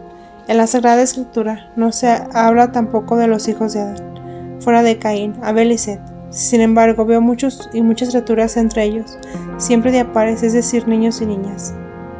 Lo mismo se lee en la primera epístola de San Pedro, de solo 8 personas que estaban en el arca, es decir, los 4 patriarcas con sus mujeres, de los cuales descendieron todos los demás después del diluvio. Al niño Job también lo he visto en el arca, yaciendo en una artesa de cortezas, sujeto firmemente con una ligadura de pieles. He visto después nadando muchas de estas artesas de cortezas, como cunas de niños, acabado del diluvio. Hizo también en los huecos y en las habitaciones de piedras y ladrillos, estas cavidades llenas de cunas de niños. Los lechos de los judíos estaban generalmente en las cavidades de las paredes. Cuando el arca se levantó sobre las aguas y los hombres subían sobre los techos, árboles y montañas, se veían ya muchos cadáveres y árboles flotando sobre el agua. Noé y los suyos estaban ya seguros dentro del arca. Antes de entrar, Noé con su mujer y sus hijos y las mujeres de sus hijos en el arca, pidió a Dios misericordia para los hombres. Retiraron el puente al interior y cerraron finalmente la puerta tras de ellos. Todo lo abandonó, también parientes cercanos con hijos pequeños, ya que estos se le habían retirado cuando fabricaba el arca. De pronto se desencadenó un temporal sin precedentes. Los rayos caían sobre la tierra como columnas de fuego, y los torrentes de las aguas caían en los arroyos que se precipitaban en lo alto. La colina sobre la cual estaba el arca pronto se convirtió en una isla. La calamidad fue entonces tan grande que yo creo que muchos se habrían convertido siquiera por temor. He visto un demonio negro de espantable aspecto cruzar la oscura tempestad, induciendo a los hombres a la desesperación. Sapos y serpientes buscaban refugio en algún rincón del arca. No he visto entonces ni mosquitos ni insectos, estos aparecieron después, para castigo y calamidad de los hombres.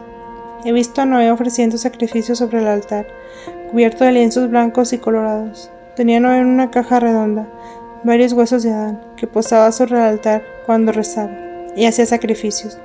He visto sobre su altar el cáliz que usó nuestro Señor en la última cena. Ese cáliz le había sido traído a Noé, mientras fabricaba el arca, por 3 seres de larga y blanca vestidura, como los 3 hombres que aparecieron a Abraham, para anunciarle el nacimiento de su hijo.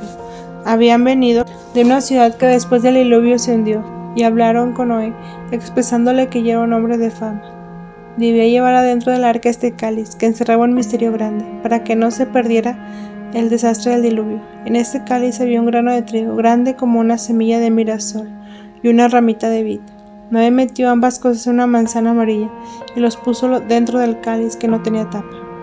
Debía crecer esa rama y brotar hacia afuera. Más tarde he visto este cáliz en poder del descendiente de Sem, que vivió después en dispersión de Babel, en el país de Semiramis, y que fue padre de los Samanes, los cuales fueron sacados por obra de Melquisedec del poder de Semiramis y trasladados a la tierra de Canaán, y llevaron consigo este cáliz misterioso.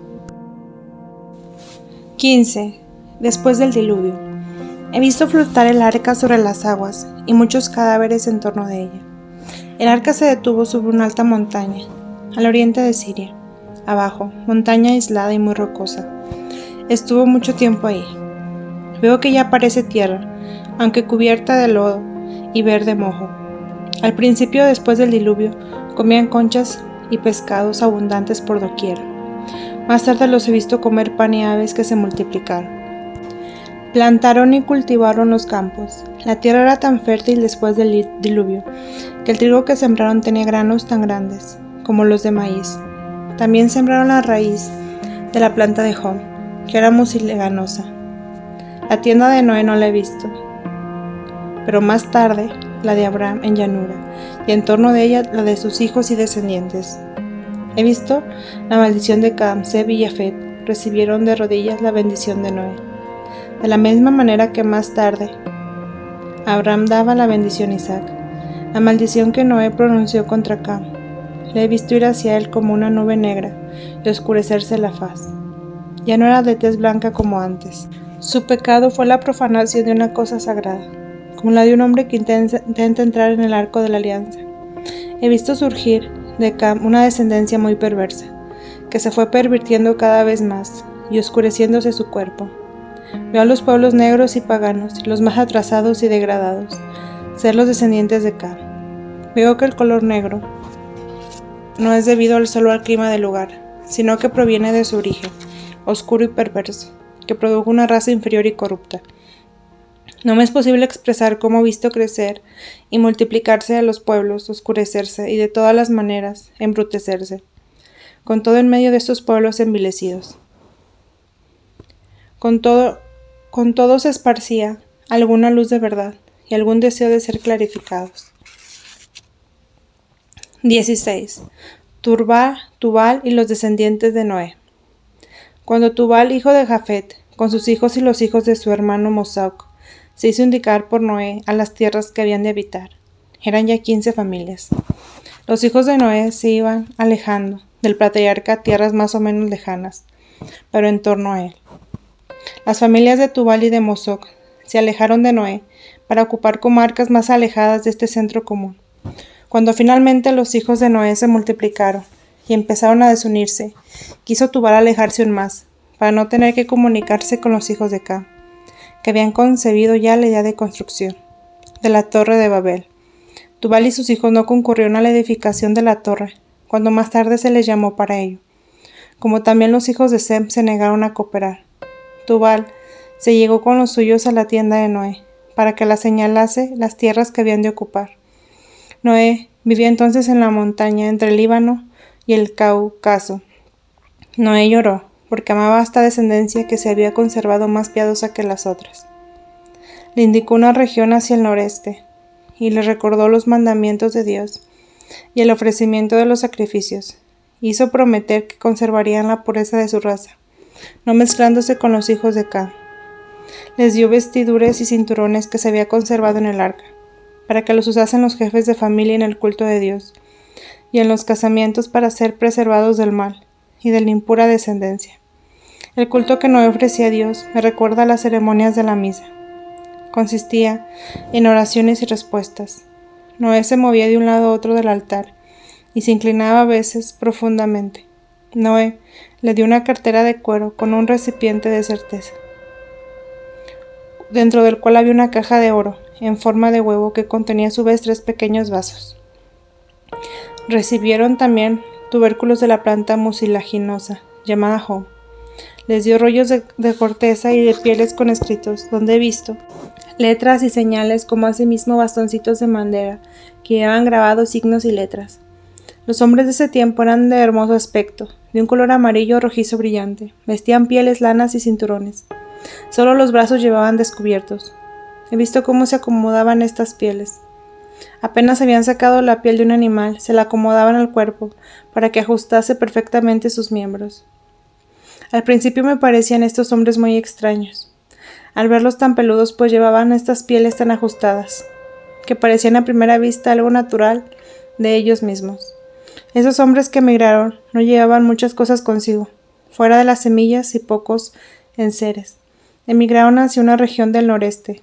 No he visto entre ellos camellos, pero sí caballos, asnos y animales, que astas muy abiertas parecidas a los ciervos.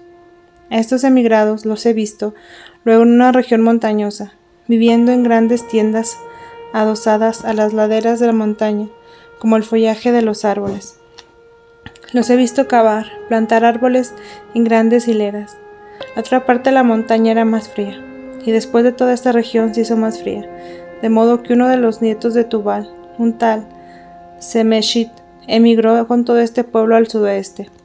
Todos los que habían conocido a Noé y se habían despedido de él habían muerto ya, menos unos pocos. Los que emigraron de Shemied, nacidos en este lugar, tomaron a los ancianos que habían quedado y con mucho cariño se los llevaron consigo, colocados en canastos para evitarles el cansancio. 17. Hom y sus aberraciones. Cuando Tubal con sus descendientes se despidió de Noé, vi también al hijo de Mosoc, conservado en el arca, que emigró con ellos. Hom estaba bastante crecido. Más tarde lo he visto muy diferente a los demás. Grande, parecía un gigante, muy serio y muy singular en su modo de ser. Vestía un largo manto y parecía ser considerado como sacerdote. Se apartaba generalmente de los demás, y muchas noches las pasaba solitario en las rocas y en las cavernas de las montañas. Sobre la cumbre de las montañas observaba los astros y ejercía la magia, y por arte diabólico tenía visiones, que luego ordenaba, escribía y enseñaba, enturbiando así las puras enseñanzas que habían recibido de Noé. La mala inclinación que había heredado de su madre había mezclado con él la pura enseñanza heredada de Enoc y de Noé, que habían sido hasta entonces las creencias de los hijos de Tubal. Job introdujo falsas interpretaciones y torcidas explicaciones, por medio de sus visiones diabólicas y de sus alucinaciones, a la verdad pura tradicional. Job escudriñaba y estudiaba el curso de los astros, y por parte del diablo veía visiones en figura de verdades, que luego tomaba por tales por su semejanza. De este modo llevó a la idolatría, y fue el origen de las aberraciones del paganismo. Tubal era un hombre bueno. Las andanzas de Job y sus enseñanzas les disgustaban mucho, y le dolía especialmente que uno de sus hijos, el padre de Semit, fuera partidario de Job. Y oía lamentarse a Tubal diciendo: mis hijos no son unidos. Ojalá hubiese permanecido junto a Noé. Job consiguió dirigir desde la montaña, donde vivían hacia abajo, una corriente de agua de 2 brazos, que luego formaron un riachuelo, y más adelante un río caudaloso, sobre el cual los he visto más tarde salir de ahí, bajo la guía de su jefe de Shemidit, para otra comarca. Job recibió entre sus partidarios una especie de culto, cual si hubiese sido un dios. Entre otros errores enseñó que Dios está en el fuego. Solía mezclar sus errores, sirviéndose del agua de aquella raíz, que motivó su nombre y de la cual se alimentó, para sus maniobras de magia y curanderismo. Plantaba este vegetal y lo repartía como alimento sagrado y como remedio para enfermedades, con tanta solemnidad que de esto nació una práctica supersticiosa. La savia de esta planta la traía consigo en un recipiente oscuro como un almirez. Las agarraderas estaban hechas de metal. Estos utensilios de metal provenían de otra tribu que vivía en una montaña lejana, que trabajaba con fuego derritiendo metales. Yo veía que de esas montañas salían llamaradas de fuego, y ese recipiente estaba formado ahí, con los metales derretidos. Job no se había casado y no llegó a larga vejez. Contaba muchas historias sobre su propia muerte, en las cuales creía él, como más tarde Derqueto y sus partidarios. Lo he visto morir de un modo muy espantoso. De él nada quedó en este mundo, ya que el diablo se lo llevó consigo. Por esto creyeron sus partidarios que, a semejanza del justo Enoc, había sido arrebatado a un lugar sagrado. El padre de Shemit fue instruido por este y le dejó su espíritu para que continuara su obra y ocupara su lugar como jefe de esta falsa religión. 18. De Shemit, jefe y conductor de pueblos. De Shemishit llegó a ser, por su sabiduría, el conductor de su tribu, que aumentó muy pronto y llegó a ser un pueblo respetable, que llevó cada vez más hacia el sur. De Shemishit había sido bien instruido y formado en las enseñanzas de Job. Era indescriptiblemente vivaracho, pronto en sus movimientos, más activo y mejor que Job, que parecía siempre pensativo y concentrado. De Shemishit tradujo a la práctica la religión de Job. Añadió algo más a esas enseñanzas y observaba mucho los astros. El pueblo que le seguía tenía ya el culto sagrado del fuego, y se distinguía de los demás por señales propias de su raza. La gente de entonces solía mantenerse más que ahora, separada por razas y tribus, y no se mezclaba tan fácilmente como hoy. De Shemishit se ocupaba mucho de mantener la pureza de su raza y el mejoramiento de sus tribus. Separaba, trasladaba y colocaba a unos y otros, como mejor le parecía. Los hombres vivían con gran libertad, aunque estaban naturalmente sujetos a sus guías. Las razas salvajes que he visto y veo todavía, en muchos lugares, nada tienen que ver con estas razas de hombres, de belleza natural y noble, aunque sencilla, y veo que los salvajes de estos lugares e islas nada tienen de la audacia, intrepidez y fuerza de los hombres primitivos. De Shemishit edificó sobre los terrenos que asignó a sus tribus poblaciones de tiendas de campaña, diseñó campos para cultivos, y abrió caminos bordeándolos con piedras, y repartió gente de un lado y de otro, dotándolos de animales, árboles frutales, diversas plantas y cereales. Cabalgaba sobre una extensión de la tierra, y golpeaba con un instrumento que siempre llevaba en las manos. Enseguida venían sus gentes, y cavaban y cortaban árboles, cercaban y hacían pozos. Era un extremo severo y justo con sus subordinados. Lo he visto como un anciano, alto de estatura delgado, de color amarillo rojizo, cabalgando sobre un animal, muy ágil y veloz, de color amarillo y negro, semejante a un asno, pero de piernas más firmes. Lo he visto sobre un animal, alrededor de un trozo de campo, que hace entre nosotros la gente pobre, que rodea una maleza que ha de cultivar para sí. En ciertos puntos se detenía y golpeaba como un instrumento de punta, o plantaba una estaca en el suelo. Ahí se detenían sus hombres y colonizaban. Ese instrumento, que más tarde se llamó la dorada reja del arado de Shemeshit, tenía la forma de una cruz latina, de un codo de largo, como una cuchilla que sacada de su vaina formaba con asta un ángulo recto. Con ese instrumento hacía un hoyo en la tierra. La figura de ese instrumento la traía dibujada en su vestido, en lugar de los bolsillos. Me recordó a la señal que llevaban siempre José y Asenet en el Egipto, y con la cual José medía y distribuía las tierras. Solo que este adoptaba mejor la forma de cruz, y tenía arriba un anillo en donde podía ser encerrado. De Shemeshit llevaba un manto que caía en pliegues de delante hacia atrás. Desde la cintura hasta las rodillas colgaban los 2 retazos de cuero, 2 por delante y 2 por detrás, que a los lados estaban sujetos debajo de las rodillas. Tenía los pies envueltos con cueros y correas. En el pecho llevaba un escudo de oro. Tenía varios de estos escudos, que cambiaban según las festividades y diversas ocasiones de ritos. Llevaba una corona de oro con puntas, que remataba por delante en un cuerno sobresaliente, donde flameaba una especie de banderín. De Meseshit hablaba mucho de Enoc. Sabía que no había muerto, sino había sido arrebatado de este mundo. Enseñaba que Enoc había transmitido a Noé toda buena enseñanza de verdad. Lo llamaba padre y heredero de todo lo bueno, pero añadía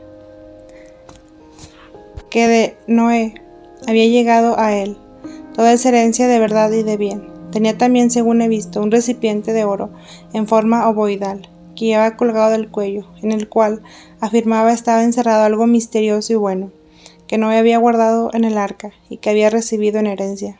He visto que donde él, en sus correrías, se detenía para fundar una población, levantaba una columna y sobre ella colocaba en el sitio de honor ese recipiente de oro. La columna tenía figuras entalladas, era hermosa construcción, y encima levantaba un templete como si fuese un santuario. El recipiente tenía por una tapa de especie de corona de abertura, y cuando de Shemeshit hacía fuego, sacaba algo del recipiente y lo echaba sobre el fuego. En efecto, he visto que el recipiente había estado en el arca, y que no había guardado en él fuego. Por esto se convirtió en una especie de santuario de objetos sagrados para de Shemeshit y su gente. Cuando era expuesto al público ardía siempre el fuego, delante del cual prestaban adoración y sacrificaban animales. De Shemeshit les enseñaba que el gran Dios habitaba en la luz y en el fuego, y que ese Dios tenía muchos otros espíritus y semidioses que le sirven. Todos los pueblos se sometían al dominio. Él establecía hombres y mujeres en uno y otro lugar, dándoles animales de labranza, haciéndoles cultivar y sembrar la tierra. Esta gente no podía disponer de sí, sino que de Shemeshit los manejaba como rebaños y daba a las mujeres a los hombres, según su voluntad.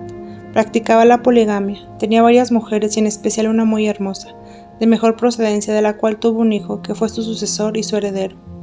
Edificaba grandes torres redondas, a las cuales se subía por escalones, y de donde exploraba y miraba las estrellas. Las mujeres, que vivían separadas y muy sujetas, llevaban vestidos cortos, y sobre el pecho y parte superior del cuerpo un trenzado de cuero.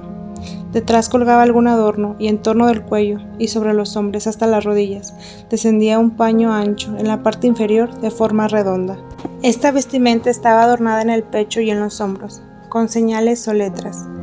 He visto que en todas las comarcas de donde de Shemeshit fundaba poblaciones, hacía construir caminos que iban en línea recta hacia el lugar donde se fabricaba la Torre de Babel. Donde este conductor de pueblos se establecía, aún no había habitantes, no tenía por consiguiente que echar ni desalojar a nadie. Todo procedía pacíficamente, solo se veía ahí poblar y edificar. La raza de la gente de Shemeshit era de color amarillo, rojizo, como ocre brillante. Era realmente una hermosa raza de hombres. Todas las diversas razas eran contramarcadas, para reconocerlas y preservar los más nobles de las mezclas. Lo he visto transponer con su gente una alta montaña nevada. No sé cómo alcanzó a pasar al otro lado, pero lo hizo con todo el éxito, aunque con pérdida de mucha de su gente. Tenía caballos o asnos, y él mismo cabalgaba un animal pequeño, vetado, muy veloz.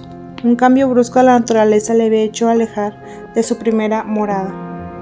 Se había vuelto la región muy fría. Ahora veo que es de nuevo más benigna. En su camino encontraba tribus en el mayor abandono, gentes que habían huido de la tiranía de sus jefes, otras que esperaban algún conductor. Estas razas dispersas se unieron gustosas a la gente y a su bando, pues su carácter bondadoso distribuía trigo y bendiciones por donde pasaba. He visto tribus que habían tenido que huir porque habían sido saqueadas y robadas sus tierras, como le sucedió al paciente Job. Algunos no conocían el fuego y conocían su pan a los rayos del sol o sobre piedras recalentadas al sol. Cuando Deshemeshit les hizo conocer el fuego, apareció ante ellos como un dios. Encontró en camino una tribu que sacrificaba a los hijos de defectuosos o que les parecían insuficientemente hermosos.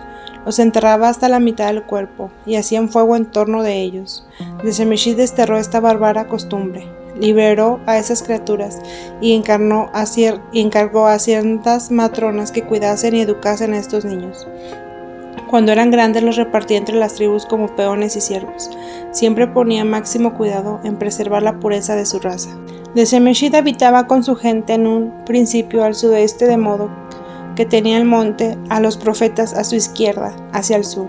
Más tarde se trasladó hacia el sur, teniendo entonces el monte a su izquierda en el oriente. Creo que después pasó a otro lado del Cáucaso. Entonces, cuando en estos lugares todo bullía de gente y todo era movimiento en nuestras tierras, en Alemania, todo era solo bosques, pantanos y tierras desiertas. Hacia el oriente, aquí y allá, había algunas tribus dispersas. El famoso Zoroastro, estrella brillante que floreció mucho más tarde, fue un descendiente del hijo de Deshemeshit y renovó la enseñanza de aquel conductor de pueblos. Deshemeshit escribía sobre tablas de piedra y de corteza toda clase de leyes, de preceptos y enseñanzas. Su alfabeto era de tal modo que a veces una sola letra o signo significaba una frase entera. Este lenguaje era todavía de la primera lengua y veo que tiene relación o semejanza a veces con nuestro idioma. Deshemeshit vivió hasta los tiempos de Derketo y de su hija, que fue la madre de la famosa Semiramis. Deshemeshit no alcanzó hasta los tiempos de Babel, pero sus correrías se dirigieron en esa dirección. 19.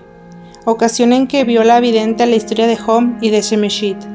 He visto toda esa historia de Job y de Shemeshit en cierta ocasión en que Jesús enseñaba delante de los filósofos paganos en la Nisa, ciudad de Chipre.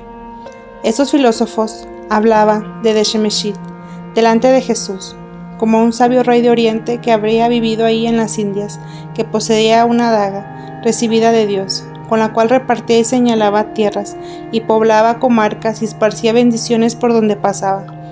Le preguntaron a Jesús si sabía algo de él, y de las maravillas que contaba, de su paso sobre la tierra. Jesús le respondió que Deshemeshit había sido solo un hombre prudente y sabio, según los sentidos y la naturaleza, que había un conductor de pueblos que había llevado su tribu y poblado ciertas regiones con su gente, cuando empezaban a dispersarse, como sucedió después de Babel, en mayor escala. Les dijo que había dictado ciertas leyes y que otros conductores de pueblos habían existido, semejantes a él, cuando las razas no se habían corrompido tanto, como después sucedió. Jesús les mostró, empero, cuántas fábulas se contaban de él y se inventaron, mientras que en realidad Deshemeshit no había sido sino un remendo y una falsa imagen de verdadero conductor de pueblos, que había sido Melquisedec en el pueblo de Abraham, puesto que al dispersarse los pueblos, había Dios enviado mejores familias a Melquisedec, para que las guiara y las mantuviera unidas, y les preparase la morada y tierras para habitar, y se mantuvieran puras. De este modo les dijo a estos pueblos que se hicieran dignos o indignos de la gracia del llamamiento y de la promesa, según sus méritos. Jesús añadió: quien haya sido Melquisedec los podés pensar e imaginar. Lo cierto es que fue una primitiva imagen de la que ya cercana la hora de la gracia del llamamiento. El sacrificio del pan y vino que él ofreció se ha de cumplir ahora y perfeccionar, y ese sacrificio verdadero ha de durar hasta la consumación de los siglos. 20. La Torre de Babel. La construcción de la Torre de Babel fue la obra de la soberbia y del orgullo. Los iniciadores quisieron hacer una obra según su idea de resistir de la providencia y voluntad de Dios. Cuando los descendientes de Noé se multiplicaron en gran manera, los malos entendidos y presuntuosos de ellos se reunieron y determinaron hacer una obra tan grande y tan extraordinariamente fuerte, que fue a la admiración de todos los tiempos, y así todos los venideros hablasen de ellos como de los más atrevidos y más poderosos hombres del mundo. De ninguna manera pensaron en dar gloria a Dios de todo esto, solo pensaron en glorificarse a sí mismos. De no haber habido este olvido, el Señor les hubiera permitido terminar su obra. Esto se me dio a entender claramente. Los descendientes de Seth no tomaron parte de esta construcción. Ellos vivían en lugares llanos, donde ni crecían palmas y otros árboles gentiles que les daban frutos. No obstante, tuvieron ellos también que contribuir a la edificación de la torre, puesto que no estaban tan distantes del lugar de la construcción. Solamente los descendientes de Cam y de Jafet se ocuparon de esta edificación, y llamaban a los semitas un pueblo de menguados y de tontos, porque se negaban a unirse con ellos. Los semitas no eran tampoco tan numerosos como los de Cam y Jafet. Entre los semitas formaban una raza más preservada, los descendientes de Heber y luego de Abraham. Sobre Heber, que no tomó parte de la construcción de Babel, puso sus ojos Dios para separarlo a él y a su descendencia de la común corrupción del mundo, y hacerse de esta raza un pueblo más santo. Por este motivo, Dios dio a este pueblo un idioma santo, que no tuvo otro pueblo, para que mantuviera separado de los demás. Este idioma es la pura lengua hebrea o caldea, la lengua madre que hablaron Adán, Noé y Sem fue otra, y de ella no queda sino algo de algunas lenguas diversas existentes. Las primeras puras hijas de esta lengua primitiva son los idiomas de los bactrios, el Sed y la sagrada lengua de los indos. De estas lenguas hay aún palabras, como el bajo alemán de mi pueblo nativo. En este idioma está escrito el libro de que aún existente, en el actual Tesifonte, en el Tigris. Heber vivió en tiempos de Semiramis. Su abuelo Arfaxad fue el hijo de elección del patriarca de Sem, lleno de inteligencia y buen juicio. Desgraciadamente se derivaron muchos errores más tarde que sus enseñanzas y culto idolátrico, aún en muchas artes de magia. Los magos traen de su origen de estos errores. La Torre de Babel se edificó sobre una altura extensa que tenía un circuito como de 2 horas de camino. Alrededor había un extenso valle, con muchos campos de árboles, jardines y plantaciones, donde los fundamentos de la torre hasta la altura del primer piso se veían 25 anchos caminos de material que llegando desde lejos subían hasta esa altura. Correspondían a los 25 principales tribus que edificaban la torre. Cada una de estas tribus debía tener su camino hacia la torre, desde su lejana ciudad, para que en momento de peligro pudiera refugiarse en la calle, a las alturas de la torre. La torre debía servir también para un culto idolátrico de sus dioses. Estos caminos amurallados estaban muy apartados unos de otros en su comienzo, desde la ciudad de origen. Se iban acercando en dirección de la torre, y al llegar a ella, el espacio estaba un camino, y otro era más ancho que una calle o camino real.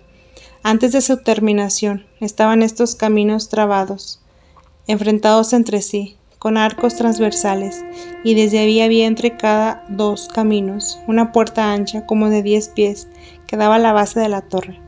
Cuando estos caminos se acercaban a la torre, estaban reforzados por una serie de arcadas, con aberturas a través, y más aún más cerca de la torre, por una doble serie de arcos, uno sobre otro, y por encima de ellos se podía caminar en torno de la torre. Estos caminos servían para reforzar los fundamentos de la misma torre, como las raíces de una planta, y también para subir el peso de los materiales de construcción que se traían todos los lados de la torre. En estos caminos, que eran como raíces de la torre, había muchas habitaciones subterráneas amuralladas. He visto que vivía una multitud grande de gente en tiendas de campaña, además de que habitaban en los huecos subterráneos y habitaciones que había en la base misma de la torre. Era un ir y venir, un movimiento extraordinario y febril, con las hormigas en sus hormigueros. Camellos, elefantes y asnos de cantidad inmensa subían y bajaban por los caminos, tan anchos que podían encontrarse sin molestarse unos a otros. A lo largo del camino había sitios para cargar y descargar, así como depósitos para forraje y descanso de los animales. He visto que muchos de estos animales subían y bajaban por los caminos sin hombres que los guiasen. Los caminos que habían en la base de la torre llevaban un laberinto de entradas, salas, pasadizos, escaleras y cámaras. De estos subterráneos de la torre se podía, por medio de escalones abiertos en las paredes, subir por todos lados de alto a la torre. Desde la terraza del primer piso se abría un camino exterior que corría en forma de caracol en torno al edificio. En el interior de la construcción estaba lleno de sólidos sótanos, de cámaras y pasadizos en todas las direcciones. La edificación se llevaba a término con una uniformidad de todos lados, hacia el centro, donde en un principio había una gran tienda de campaña. Edificaba con ladrillos. He visto, sin embargo, que arrastraban también grandes piedras labradas de otros lugares. La parte exterior de estos caminos se subían a la torre. Tenían un color blanquizco y resplandecían a los rayos del sol. Desde lejos presentaban un espléndido espectáculo. La torre estaba edificada con arte exquisito, y se me había dicho que lo hubiesen podido terminar y que subsistiría una hora, como un hermoso recuerdo de la fuerza de la unión de los hombres. Si lo hubiesen emprendido teniendo en cuenta a Dios y su gloria. Pero ellos no pensaban en Dios, era la obra de la pura soberbia humana. En el interior de las bóvedas dejaban grabadas con piedras de diversos colores y en grandes letras los nombres de los que habían construido mayormente la edificación, y en las columnas figuraban las alabanzas de sus hechos y proezas. Estas gentes no tenían reyes, sino patriarcas, que gobernaban según ciertos acuerdos que tomaban entre sí. Las piedras que usaban estaban cortadas de modo que al colocarlas se unían perfectamente entre sí. Todo el mundo trabajaba en la obra. He visto que habían ciertos canales y cisternas para el agua y que las mujeres pisaban el barro y la mezcla con los pies. Los hombres llevaban los brazos y el pecho descubiertos cuando estaban en el trabajo. Los más nobles tenían sobre la cabeza una especie de gorra con un botón. Las mujeres llevaban la cabeza cubierta. La torre había subido ya tanto de un lado y se sentía un frío intenso por la sombra que proyectaba, y del otro un calor notable por el reflejo del sol sobre los caminos y murallas del edificio. Habían trabajado ya por espacio de 30 años y apenas habían llegado al segundo piso de la enorme torre. A esta altura trabajaban en el interior del edificio, haciendo las columnas en forma de torre y grabando sus nombres con piedras de colores y las proezas de sus tribus respectivas, cuando de pronto se introdujo la confusión. No eran obras muy artísticas, estaban grabaciones en piedra, pero mucho se fijó con piedras y de diversos colores, y los nichos se colocaron también figuras y estatuas. Entre los maestros y dirigentes de la hora he visto aparecer a Melquisedec, que les pidió cuenta del modo que procedían y les anunció el castigo de Dios, si no cambiaban de conducta. Ya desde entonces comenzó la confusión de ideas. Muchos, que hasta entonces habían trabajado en paz y concordia, comenzaron a gloriarse de sus obras, de su saber y de su aporte a la empresa, y a pretender exenciones y privilegios, formando partidos unos contra otros. Contra esto se levantaron protestas, enemistad y por fin abierta guerra. Al principio pareció que solo eran dos tribus descontentas y rebeldes, y se determinó refrendarlas, pero pronto se vio que estaban desunidos. Riñeron entre ellos, hubo muertos y heridos. No se entendieron, se separaron y se dispersaron por la redondez de la tierra. He visto que los descendientes de Sem fueron más al mediodía, donde vivió Abraham. He visto que en esta ocasión un hombre bueno no se apartó por entonces de Babel, sino que permaneció por causa de su mujer entre los malos de este lugar. Este hombre fue de origen de los amanes, que más tarde fueron los oprimidos por Semiramis, hasta que los libró y los sacó del lugar en el mismo Melquisedec, llevándolos a la tierra prometida. Cuando yo veía desde niña la torre de Babel, no podía imaginarme lo que podría ser, y desechaba esa visión, porque no había visto más de las casitas de mi pueblo, donde la puerta sirve. También escapó de humo en la cocina, y la ciudad de Coesfeld. A veces pensé, en mi simplicidad de niña, que esto debía ser el cielo, pero puedo decir que siempre he visto esta torre de la misma forma como ahora. Más tarde he visto el aspecto de la torre como estaba en tiempos de Job. 21. Nemrod. Uno de los principales jefes de la edificación de la torre fue Nemrod, que más tarde fue detenido por Dios bajo el nombre de Belo. Fue antepasado de Derketo y de Semiramis, que recibieron veneración como diosas. Este mismo Nemrod edificó la ciudad de Babilonia con las piedras de la torre de Babel, y Semiramis terminó en sus tiempos esta obra. Nerón puso también los fundamentos de la ciudad de Nínive, introduciendo la costumbre de poner bases de material a las habitaciones y tiendas de campaña. Fue renombrado cazador y un tirano en su gobierno. Había por aquel tiempo grandes y temibles animales que causaban daños y devastaciones. Por esto las expediciones contra animales eran casi como las expediciones guerreras contra los enemigos. Los que lograban acabar animales más dañinos fueron tenidos por semidioses. Nemrod forzaba a otros hombres a someterse a su tiranía. Ejercía culto de idolatría, estaba lleno de crueldad y practicaba la magia, y tuvo mucha descendencia. Llegó a la avanzada edad de 270 años. Tenía una tez amarillenta desde joven, llevó una vida salvaje. Era un instrumento del demonio y muy dado a las observaciones de la astrología. De las mismas figuras y representaciones que él veía en los astros y en las estrellas, y con las cuales predecía cosas sobre pueblos y razas. Hacía luego imágenes e ídolos que pasaban más tarde a ser adorados como dioses. De este modo recibieron los egipcios la esfinge y los diversos ídolos de brazos y cabezas, que son invenciones de Nemrod. Por 70 años estuvo Nemrod empeñado y preocupado por las visiones diabólicas, formando luego con ellas un culto a los ídolos y los sacrificios, e instituyendo la casta de los sacerdotes para este culto idolátrico. Por medio de su ciencia diabólica y por la violencia que ejercía, había logrado sujetar a las demás tribus y llevarlas al proyecto de la construcción del Babel. Cuando se declaró la confusión de las lenguas, muchas tribus se separaron de su dominio, y las más depravadas de ellas se dirigieron, al mando de Mizraim, a las tierras de Egipto. Nemrod edificó entonces a Babilonia, sujetó a su tiranía a las demás tribus de sus alrededores, y fundó el reino babilónico. Entre sus numerosos hijos se enumeran Nino y Derketo, que después fue tenida por una diosa. 22. Derketo. Desde Derketo a Semiramis he visto que pasaron 3 generaciones, sucediéndose una hija de la otra. He visto a Derketo como una mujer grande y fuerte, vestida de pieles, con muchos adornos colgantes de cueros y una especie de cola de animal. Tenía sobre la cabeza una gorra de plumas de pájaros, e iba acompañada en sus correrías por otras muchas mujeres y hombres. Habían venido desde Babilonia. Derketo estaba siempre en visiones diabólicas, profetizaba esto o aquello. Fundaba pueblos, ofrecía sacrificios y hacía continuas correrías por las comarcas cercanas y aún las más alejadas. Llevaba a veces una raza de gente consigo. Con sus ganados y haberes, profetizaba buena permanencia en su lugar. Levantaban grandes piedras como recuerdos, ofrecían sacrificios y se entregaban a las orgías de las personas que llevaban consigo. Estas piedras eran a veces extraordinariamente grandes. Todos se les sometían.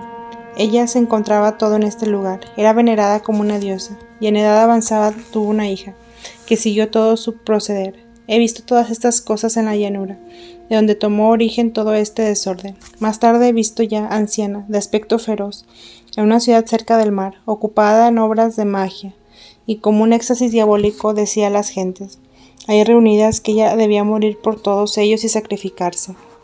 Añadió que ella no podía quedarse ahí más tiempo con ellos, pero que quería transformarse en un pescado para estar siempre en la cercanía de ellos. Señaló la veneración y el culto que le debían tributar, y en presencia de todo el pueblo se precipitó en las aguas del mar. He visto que de inmediato se levantó un gran pescado de entre las olas, y que el pueblo lo saludó con toda clase de manifestaciones de veneración, de sacrificios y de desórdenes. De todas las cosas que habían pertenecido a Derketo, se originó una serie de supersticiones y un culto idolátrico. E hizo también que las profecías, misterios y alucinaciones que ejercía Derketo tenían relación en gran parte con el agua y su significación. He visto surgir otra hija de Derketo desde una pequeña montaña. Pronto debía ganar influencia y poderío. Esto sucedía todavía en tiempos de Nemrod y eran la misma raza. A esta hija de Derketo le he visto obrar en todo como su madre, y aún más desenfrenadamente. Hacía a menudo largas correrías para cazar fieras, con grande acompañamiento de gente, y a veces cientos de millas en comarcas lejanas. Entretanto, ofrecía sacrificios, ofrecía la magia y adivinaba el futuro. Fundaba poblaciones en diversos lugares, y establecía el culto idolátrico por doquiera. A esta le he visto arrojarse a las aguas, luchando contra un hipopótamo de gran tamaño. A su hija, Semiramis, la he visto en una alta montaña, rodeada de riquezas y tesoros del mundo, como si el diablo se le postrase para dárselas. Luego he visto cómo completaba la corrupción de su raza en las ciudades de Babilonia. En los primeros tiempos, en estados de posesión diabólica, eran en muchos en general tranquilos, sin ruido. Más tarde se hicieron mucho más manifiestos y malos. Estas personas se convirtieron de este modo en jefes y conductores, y fueron tenidos por dioses. Introdujeron toda clase de prácticas de culto, según sus falsas visiones. Exteriormente hacían toda clase de grandes empresas con arte, usando cosas malas. Como estaban llenos de ciencia diabólica, inventaron cosas maravillosas. De este estado nació en un principio una casta de señores y sacerdotes, más tarde solo sacerdotes. En los primeros tiempos he visto más mujeres que hombres en estas malignas influencias que actuaban de común acuerdo en la ciencia y en el obrar. Muchas cosas que se cuentan de esas personas son deformaciones en sus estados extáticos, magnéticos y diabólicos, y según hablaban, adivinaban y enseñaban como verdades las alucinaciones que sufrían por arte del demonio. También los judíos se ejercitaban en Egipto y muchas de estas artes ocultas. Moisés las desarraigó y fue él el verdadero vidente de Dios. Entre los rabinos quedó parte de esta enseñanza secreta, que fue privilegio de sus sabios. Esto degeneró con el tiempo entre el pueblo ignorante en prácticas bajas que acabaron en brujerías y en algunas supersticiones. Todo esto proviene de la única fuente diabólica, del árbol del mal y del reino de las tinieblas. Estas representaciones las veo como oscuras nubes sobre la tierra, muchas veces debajo de la misma tierra. En el magnetismo hay bastante elemento de este poder oculto.